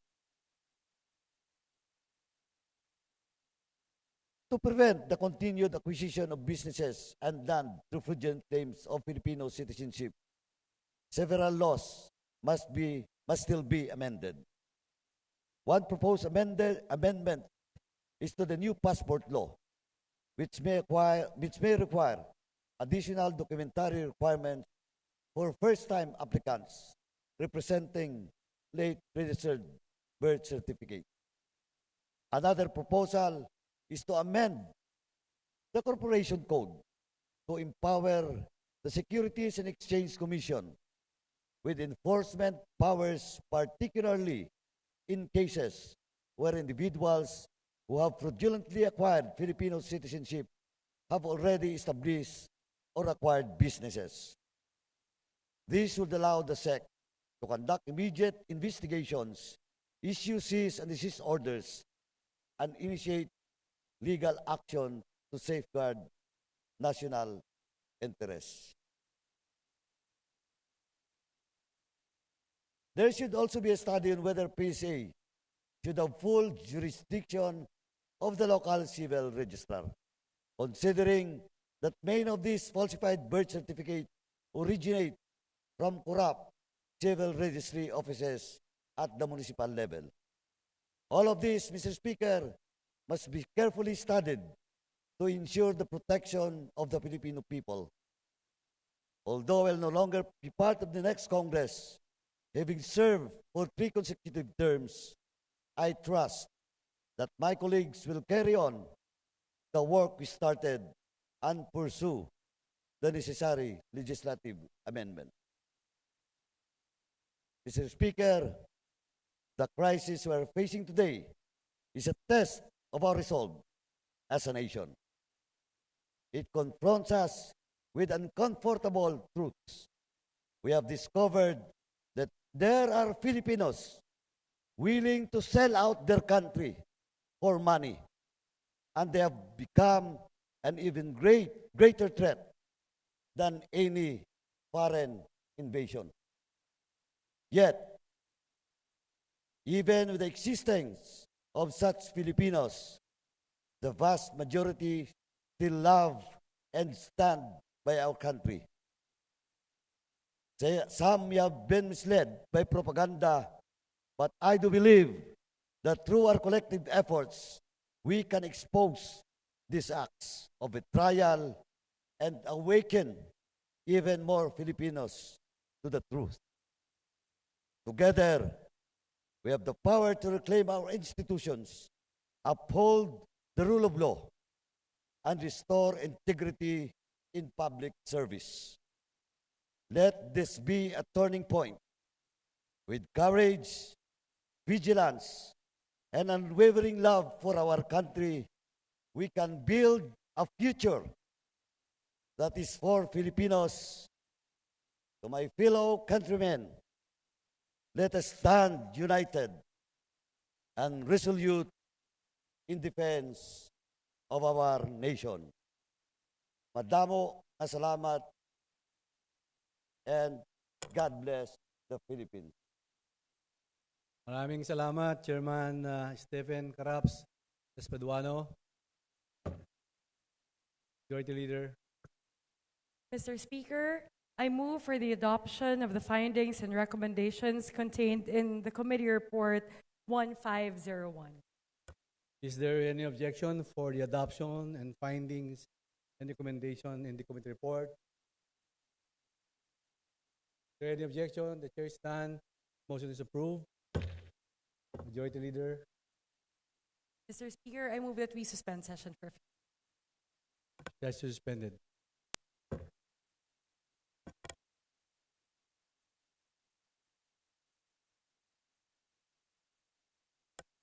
Sessions resume. Well, before we continue our next agenda, I'd like to give a short message. I'd like to thank our overall chairman of the Quadcom, Congressman Ace Barbers, and our co-chair, Congressman Dan Fernandez, Congressman Benny Abante, Congressman Caraps Paduano, our Vice Chair, Romy Acop, and of course, our Deputy Speaker, J.J. Suarez. Salamat sa ating mga COMSEC and staff of the various committee na sa 15 hearing nakasama po namin kayo at naging produktibo ating hearing for the people. Well, 15 taon, 15 years of service in this esteemed institution have been both an honor and journey filled with lessons. I had the privilege of serving in the 14th, 15th, 17th, and 19th Congress as representative of the 3rd District of Pampanga. Noong 16th Congress, hindi po ako pinalad. Kaya nagtataka po kayo siguro bakit graduate na po ako ngayon. Andiyan si DS Roby Puno, kasabay po namin ang ating speaker ng 14th Congress kasi hindi po ako gumraduate ng 2016 hanggang 14th and 15th Congress lang po ako. Kaya noong 16th Congress, hindi po ako pinalad pero inisip ko na may magandang plano ang Diyos sa akin. And He truly did it. Ginawa po yon, and He brought me back in these halls with deeper wisdom and a stronger sense of purpose. There were highs and lows. Natanggal po ako bilang Deputy Majority Leader. at natanggal po ako bilang Deputy Speaker nang nagpalit ang liderato noong 17th and 18th Congress. Alam po ni Dan Fernandez. Pero ginamit ko po iyon bilang motibasyon para patunayan ang aking dedikasyon sa serbisyo. Kaya napakalaking karangalan na ako'y muling pinagkatiwalaan bilang Deputy Speaker at eventually bilang Senior Deputy Speaker ng 19th Congress. Maraming salamat po sa inyong lahat. Naway magampanan ko pa at nyo pa buong puso ang aking tungkulin bilang katuwang ng ating Speaker. Salamat sa ating Speaker, kay Speaker Ferdinand Romualdez, sa pagtulak ng mga mahalagang batas para sa kapakanan ng ating mga kababayan. Saludo po ako sa bawat isa ng mga kongresista dahil hindi po tayo nagpatinag at patuloy po tayong nanindigan sa kung ano-ano man ano ang tama. Speaker Martin, sa kalada-kala salamat, hindi lang sa tiwala, kundi sa tunay na pagkakaibigan. You've been my best friend, my Jake, through thick and thin, here in the House of Representatives since 14th Congress. My brother, beyond politics. Sa aking mga kasamahan sa mababang kapulungan, maraming salamat po sa tiwala at pagkakaibigan. My term be ending, but I'm not saying goodbye. Nandito pa rin ako para handang tumulong kung ako'y inyong kailanganin. To the new and returning members of the 20th Congress, the future of this institution rests on your hands. Serve with integrity, humility, and love of country. At kung may isang pong aral na gusto kong iwan sa inyo, ito po yun. Always do the right thing kahit mahirap, kahit mag-isa ka, kahit walang nakakakita. Gawin ang tama para sa kapwa Pilipino. At higit sa lahat, para sa mahal nating bayan. At sa huli po, maraming salamat po sa aking kadistrito, sa 3rd District of Pampanga, sa aming lalawigan, Kapampangan ko, Pagmaragul ko. Salamat po sa mga Kapampangan. At sa huli po, ako po ang inyong lingkod, si Aurelio D. Gonzales Jr., kinatawan ng 3 distrito at Senior Deputy Speaker ng 15 ng Kongreso. It's been both an honor and privilege to be of service to you all. Dakal pong salamat, my fellow colleague. Dakal pong salamat kaya kayo. Majority Leader. Mr. Speaker, I move for the consideration and third reading of House Bill number 11545. And for this purpose, may I request that the Secretary General read the title of the bill and thereafter call the roll for nominal vote. Is there any objection? The chair is none. The motion is approved. The Secretary General is directed to read the title of the bill and call for nominal voting. House Bill number 11545, an act granting hazard pay to public prosecutors exposed to hazardous situations and performing hazardous duties related to assigned cases and appropriating funds therefore. Roll call of members in consideration on third reading of House Bill number 11545. Abalos, Abante, Abunda, Acharon, Asidre, Acop, Adyong, Advincula, Agaraw, Alba, Albano, Almario, Almonte, Alonte, Alvarez Jose, Alvarez Mercedes, Alvarez Pantaleon, Amante, Amatong, Angara, Aquino, Aquino Magsaysay, Arbison, Arenas, Arrogancia, Asistio, Ataide, Omentado, Balindong, Barba, Barbers, Baronda, Bascug, Bautista, Bautista Lim, Bernos, Bilyones, Biron, Bolilia, Bondok, Bongalon, Bordado, Bosita, Briones, Brosas, Buhain, Bulot Begtang, Bustos, Cabredo, Cagas, Kahayon Uy, Calderon, Calixto, Campos, Kawagdan, Cardema, Cari, Castro Franz, Castro Jean, Celeste, Sendanya, Chan, Chato, Chua, Chungalaw, Ko Angelica Natasha, Ko Elizalde, Ko Pilar, Ko Juanco Jaime Eduardo Mark, Ko Juanco Mark, Colada, Colliantes, Corvera, Cruz Ambrosio, Cruz Ricardo, Cua, Quaresma, Dagoo, Dalipe, Dalog, Dayanghirang, Daza, De Jesus, De Venecia, Defensor, Del Mar, De Los Santos, Dimaporo Muhammad Khalid, Dimaporo City Amina, Dionisio, Domingo, Duavit, Duhali, Duterte, D. Faustino Ino, D. Faustino Michael Carlos, D. Ian Paul, Ecleo, Emano, Enverga, Escudero, Espares, Espina, Estrella, Yudela, Fariñas, Fernandez, Ferrer Antonio, Ferrer Juliet Marie, Flores, Fortes, Frasco, Fresnedi, Fuentebella, Galeos, Garcia Albert, Garcia Dante, Garcia Jose Arturo,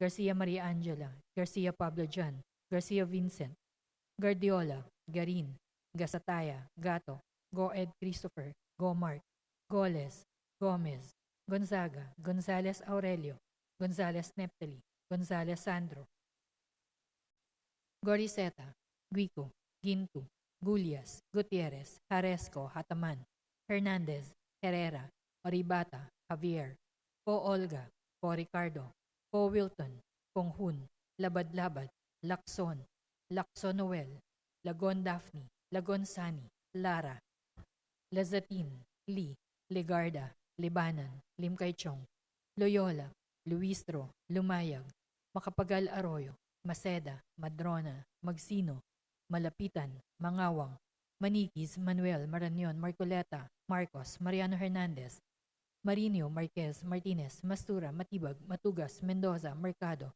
Mercado Revilla, Miguel, Momo, Morden, Nava, Nisay, Nograles, Nograles Amlamario, Nolasco, Umaminal, Olaso, Olivares, Ongchuan, Ordanes, Ortega, Uano Dizon, Padiernos, Paduano, Paglas, Palma, Panaligan, Pancho, Panotes, Pascual, Peña, Pimentel, Plaza, Pleito, Premisa Sagabas, Pumaren, Puno, Kimbo, Rama, Regencia, Remulla, Revilla Brian, Revilla Ramonjolo, Reyes, Rillo, Rivera, Robes, Rodriguez Ilogio, Rodriguez Rufus, Roman, Romero, Romualdez Ferdinand Martin, Romualdez Iada Marie, Romualdo, Romulo, Roque, Takdalan, Sagarbaria, Sakaluran, Salceda, Tali, Salimbangon, Salo, Santos, Saulug, Silverio, Singson Richel, Singson Ronald, Singson Mihan, Solon, Suwan, Suwansing Horacio, Suwansing Micaela Angela, Suarez, Talyado, Tamayo, Tambunting, Tan Joseph, Tan Keith Micah, Tan Reynolds Michael, Tan Samir, Tan Stephen James, Tan Tambut, Tan Chay, Tan Watco, Tariela, Yodoro, Teves, Tiangco, Tieng, Tolentino, Tulfo Erwin, Tulfo Jocelyn, Tulfo Ralph Wendell, Tupas, Tutor, Umali, Unabia, Ungab, Uy, Valeriano, Valmayor, Vargas, Vargas Alfonso, Velasco, Veloso Tuazon, Vergara, Verzosa, Villa, Villafuerte Luis Raymond, Villafuerte Miguel Luis, Villanueva, Villar, Villaraza Suarez, Villarica, Villago, Yamsuan, Yap Christiantel, Yap Christopherson, Yap Edvic, Yap Eric, Yu Divina Grace, Yu Jazel Victoria, Yulo, Zamora Amparo Maria, Zamora Maria Carmen, Zamora Isabel Maria, Zubiri.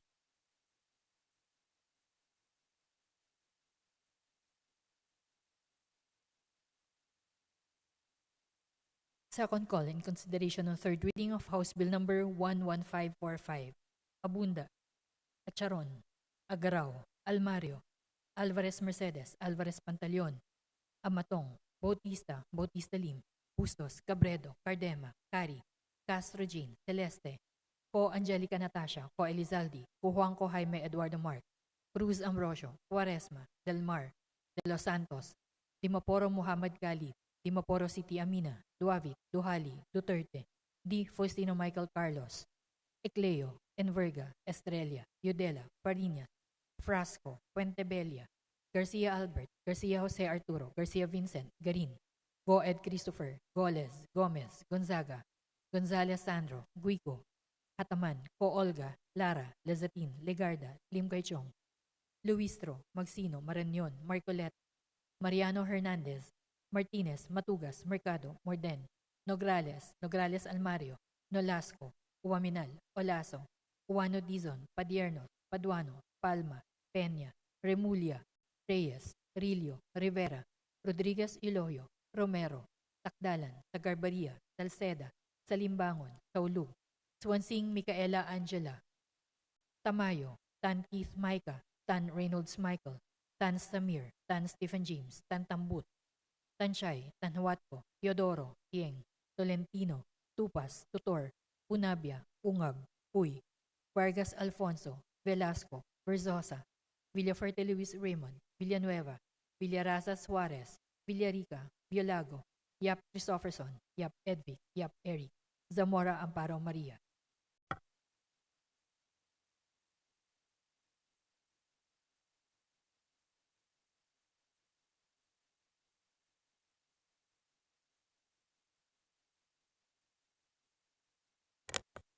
With 193 members voting in the affirmative, 0 in negative, and 0 abstention, House Bill number 11545 is approved on third final reading. Majority Leader. Mr. Speaker, I move for the consideration and third reading of House Bill number 10987, and for this purpose, may I request that the Secretary General read the title of the bill and thereafter call the roll for nominal. Is there any objection? The Secretary General is requested to comply and to proceed to nominal voting. House Bill 10987, an act prohibiting all forms of offshore gaming operations in the country and providing penalties for violation thereof. Roll call of members in consideration on third reading of House Bill number 10987. Ablo Sabante Abunda Charon Nasidri Acop Adyong Advincula Agaraw Alba Albano Almario Almonte Alon Alvarez Jose Alvarez Mercedes Alvarez Pantaleon Amante Amatong Ang Angara Aquino Aquino Magsaysay Arbison Arenas Arrogancia Asistio Atay de Aumentado Balindong Barbara Barbers Baronda Bascog Bautista Bautista Lim Bernos Billones Piron Boliga Bondok Mangalon Bordado Bosita Briones Rosas Mohain Bullet Pegtang Bustos Cabredo Cagas Kahayon Uy Calderon Calixto Campos Kawagdan Cardema Carrie Castro France Castro Jane Celeste Sandanya Chan Chauta Chuashong Galao Ko Angelica Natasha Ko Elizaldi Ko Pilar Ko Juanco Jaime Eduardo Mark Ko Juanco Mark Colado Colianos Corvera Cruz Ambrosio Cruz Ricardo Cuba Quaresma de Goc Delipe Dalog de Hirang Daza de Jesus de Venecia Defensor Del Mar de los Santos Dimaporo Mohammed Khalid Dimaporo City Amina Dionisio Domingo Duavi Duhali Duterte T. Faustino Ino T. Faustino Michael Carlos D. Ian Paul Ecleo Emano and Verga Escuderos Pares Estrella Yudela Farinas Fernandez Ferrer Antonio Ferrer Juliet Marie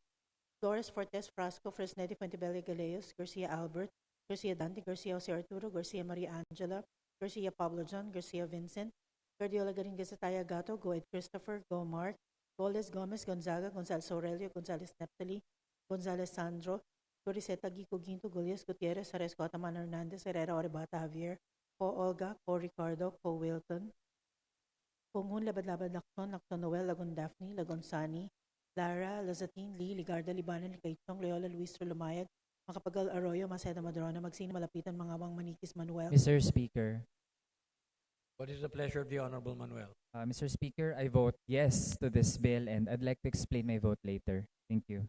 You may do so at the end of Maranyon Marcoleta Marcos Mariana Hernandez Marino Marquez Martinez Mastura Matibag Matugas Mendoza Mercado Mercado Revilla Miguel Momo Morden Nava Nisa Nograles Nograles Almario Nolasco Maynal Dolaso Olivar Song Chuan Ordanis Ortega Wano Dizon Padiernos Paduano Paglas Palma Paniligan Pancho Panotes Pascual Peña Pimentel Plaza Plato Primicias Agabas Pumaren Puno Kimbo Rama Rehencia Rimulya Revilla Brian Revilla Ramon Jolo Reyes Cirillo Rivera Robes Rodriguez Elohoyo Rodriguez Rufus Roman Romero Romualdez Ferdinand Martin Romualdo Siede Marie Romualdo Romulo Roque Sagdalan Sagarbarias Sacaloron Salceda Sali Salimbangon Carlos Santos Saulug Silverio Singson Rochelle Singson Ronald Singson Mihan Solon Suwan Swansing Horacio Swansing Michaela Angela Suarez Taliado Tamay Tambunting Tan Joseph Tan Keith Micah Tan Reynolds Michael Tan Samir Tan Stephen James Tan Tambut Tan Chay Tan Watco Tariela Teodoro Teves Tiangco Tiang Tolentino Tulfo Irwin Tulfo Jocelyn Tulfo Ralph Wendell Tupas Utorti Umali Unabia Ungab Uy Valeriano Valmayor Vargas Vargas Alfonso Velasco Veloso Tuazon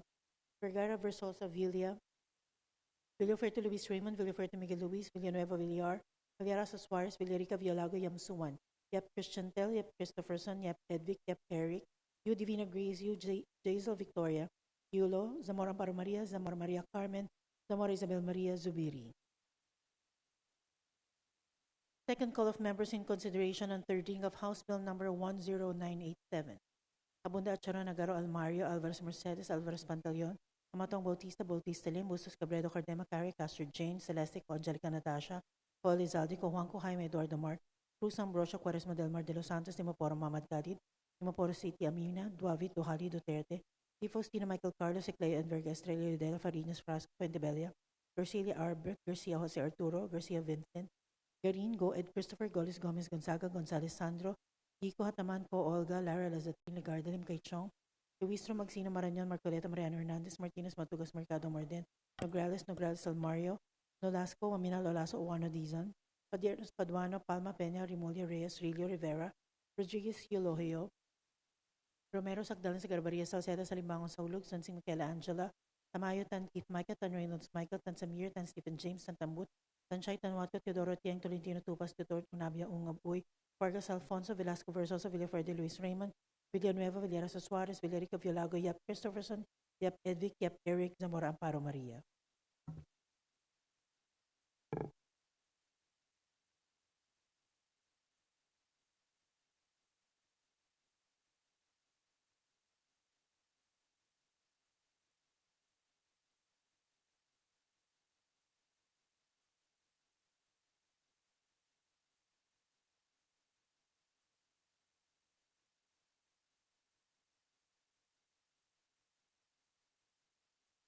With 172 members voting in the affirmative, 1 in the negative, and 0 abstentions, House Bill number 10987 is hereby approved on third and final reading. The Honorable Manuel is recognized to explain his vote. Salamat, Mr. Speaker. It's about time. Ito ang dahilan ng representasyon bilang principal author sa pagboto ng yes sa House Bill number 10987 na magbabawal sa Philippine Offshore Gaming Operations o mas kilala sa katawagang POGO. Noon pang nakaraang kongreso, nirehistro na ng kabataan ang ating mahigpit na pagtutol sa pagkakaroon ng POGO sa ating bansa. Buhat ito ng mga kaugnay na pang-aabuso tulad ng human trafficking at sexual abuse at iba pang krimen tulad ng pag-iwas sa pagbayad ng buwis para magkamal ng limpak-limpak na kita. Ngayong ipagbabawal na ang mga POGO, marapat lamang nakasama at hindi makalusot ang lahat ng POGO na nagbalat kayo. Ang mga POGO na nag-convert sa kung ano-anong business venture na hindi POGO sa papel pero nasa larangan pa rin ng kaparehong pagsusugal at pananamantala sa mga kababayan nating umaasa sa kaginhawaang pinapangako ng pagsusugal. Once again, I vote yes as principal author to House Bill number 10987. Thank you, Mr. Speaker. Majority Leader. Mr. Speaker, I move for the consideration and third reading of House Bill number 11137, and for this purpose, may I request that the Secretary General read the title of the bill and thereafter call the roll for nominal vote. Is there any objection? Secretary General is requested to comply and to proceed to nominal voting. House Bill number 11137, an act renewing for another 25 years the franchise granted to Benguet Broadcasting Corporation, currently known as Fair Entertainment Incorporated, under Republic Act number 9119 as amended, entitled An Act Granting the Benguet Broadcasting Corporation a Franchise to Construct, Install, Establish, Operate, and Maintain radio and television broadcasting stations in the Philippines. Roll call of members in consideration on third reading of House Bill number 11137. Abalos, Abante, Abunda, Charon, Asidre, Acop, Adyong, Advincula, Agaraw, Alba, Albano, Almario, Almonte, Alonte, Alvarez Jose, Alvarez Mercedes, Alvarez Pantaleon, Amante, Amatong, Ang, Angara, Aquino, Magsaysay, Arbison, Arenas, Arrogancia, Asisio, Atay de Aumentado, Balindong, Barba, Barbers, Baronda, Bascug, Bautista Lim, Bernos, Billones, Biron, Bolilia, Bondok, Bongalon, Bordado, Bosita, Briones, Brosas, Buhain, Bulot Bigtang, Busos, Cabredo, Cagas, Kahayon, Uy, Calderon, Calixto, Campos, Kawagdan, Cardema, Cari, Castro, Franz, Castro, Jane, Celeste, Sendanya, Chan, Chato, Chua, Chunggalaw, Ko, Angelica, Natasha, Ko, Elizalde, Ko, Pilar, Ko, Juanco, Jaime, Eduardo Mark, Ko, Juanco, Mark, Colada, Collantes, Corvera, Cruz Ambrosio, Cruz Ricardo, Cua, Cuaresma, Dagook, Dalipe, Dalog, Dayang Hirang, Daza, De Jesus de Venecia, Defensor del Mar, de los Santos, Dimaporo, Muhammad Kali, Dimaporo City, Amina, Dionisio Domingo, Duawit, Duhali, Duterte, Difo, Sino Ino, Difo, Sino Michael Carlos, D. Ian Paul, Ecleo, Emano, Enverga, Escudero, Espares, Espina, Estrella, Yudela, Farinas, Fernandez, Ferrer Antonio, Ferrer Juliet Marie, Flores, Fortes, Frasco, Fresnedi, Fuentebella, Galeos, Garcia Albert, Garcia Dante, Garcia Jose Arturo, Garcia Maria Angela, Garcia Pablo Jan, Garcia Vincent, Guardiola, Garin, Gasataya, Gato, Go Ed Christopher, Go Mark, Goles, Gomez, Gonzaga, Gonzales Aurelio, Gonzales Neptali, Gonzales Sandro, Goriseta, Guico, Ginto, Gulias, Gutierrez, Jaresco, Hataman Hernandez, Herrera, Orebata, Javier, Ko Olga, Ko Ricardo, Ko Wilton, Kunghun, Labad-Labad, Lacson Noel, Lagon Daphne, Lagon Sani, Lara, Lazatin, Lee, Ligarda, Libanan, Limbasyong Loyola, Luistro, Lumayag, Makapagal, Arroyo, Maceda, Madrona, Magsino, Malapitan, Mangawang, Maniki, Manuel, Marañon, Marcoleta, Marcos, Mariano Hernandez, Marinho, Marquez, Martinez, Mastura, Matibag, Matugas, Mendoza, Mercado, Mercado Revilla, Miguel Momo, Morden, Nava, Nisay, Nograles, Nograles Almario, Nolasco, Uwaminal, Olaso, Olivares, Ongchuan, Ordanes, Ortega, Uwano Tizon, Padiernos, Paduano, Paglas, Palma, Panaligan, Pancho, Panotes, Pascual, Peña, Pimentel, Plaza, Plato, Primisya, Sagabas, Pumaren, Puno, Kimbo, Rama, Regencia, Remulla, Revilla, Brian, Revilla, Ramonjolo, Reyes, Rillo, Rivera, Robes, Rodriguez, Eulogio, Rodriguez, Rufus, Roman, Romero, Romualdez, Ferdinand Martin, Romualdez, Iada Marie, Romualdo, Romulo, Roque, Sakdalan, Sagarbaria, Sakaluran, Salceda, Sali, Salimbangon, Salo, Santos, Saulug, Silverio, Singson Richel, Singson Ronald, Singson Mihan, Solon, Suwan, Suwansing Horacio, Suwansing Micaela Angela, Suarez, Talyado, Tamayo, Tambunting,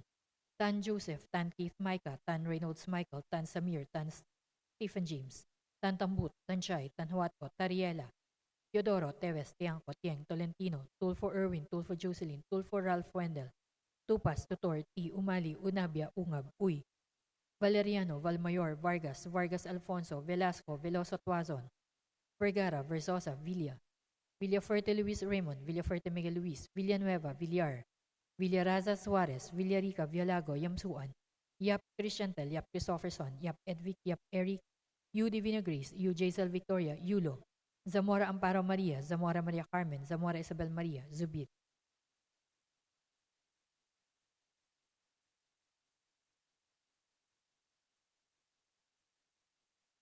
Second call in consideration on third reading of House Bill number 11137.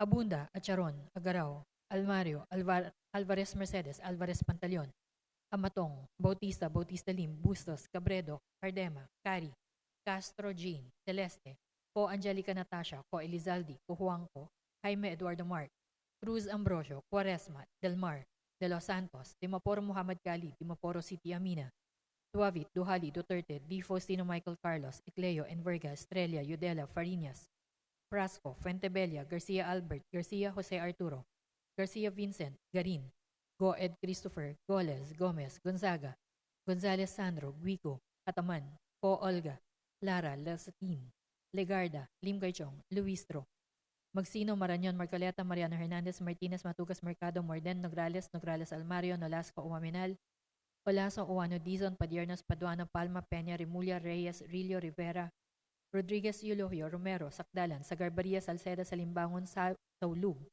Tuansing, Micaela Angela, Tamayo, Tan Keith Micah, Tan Reynolds Michael, Tan Samir, Tan Stephen James, Tan Tambut, Tan Chay, Tan Huatco, Teodoro, Tieng, Tolentino, Tupas, Tutor, Unabia, Ungab, Uy, Vargas Alfonso, Velasco, Verzosa, Villafuerte Luis Raymond, Villanueva, Villaraza Suarez, Villarica, Villago, Yap Christopherson, Yap Edvic, Yap Eric, Zamora Amparo Maria.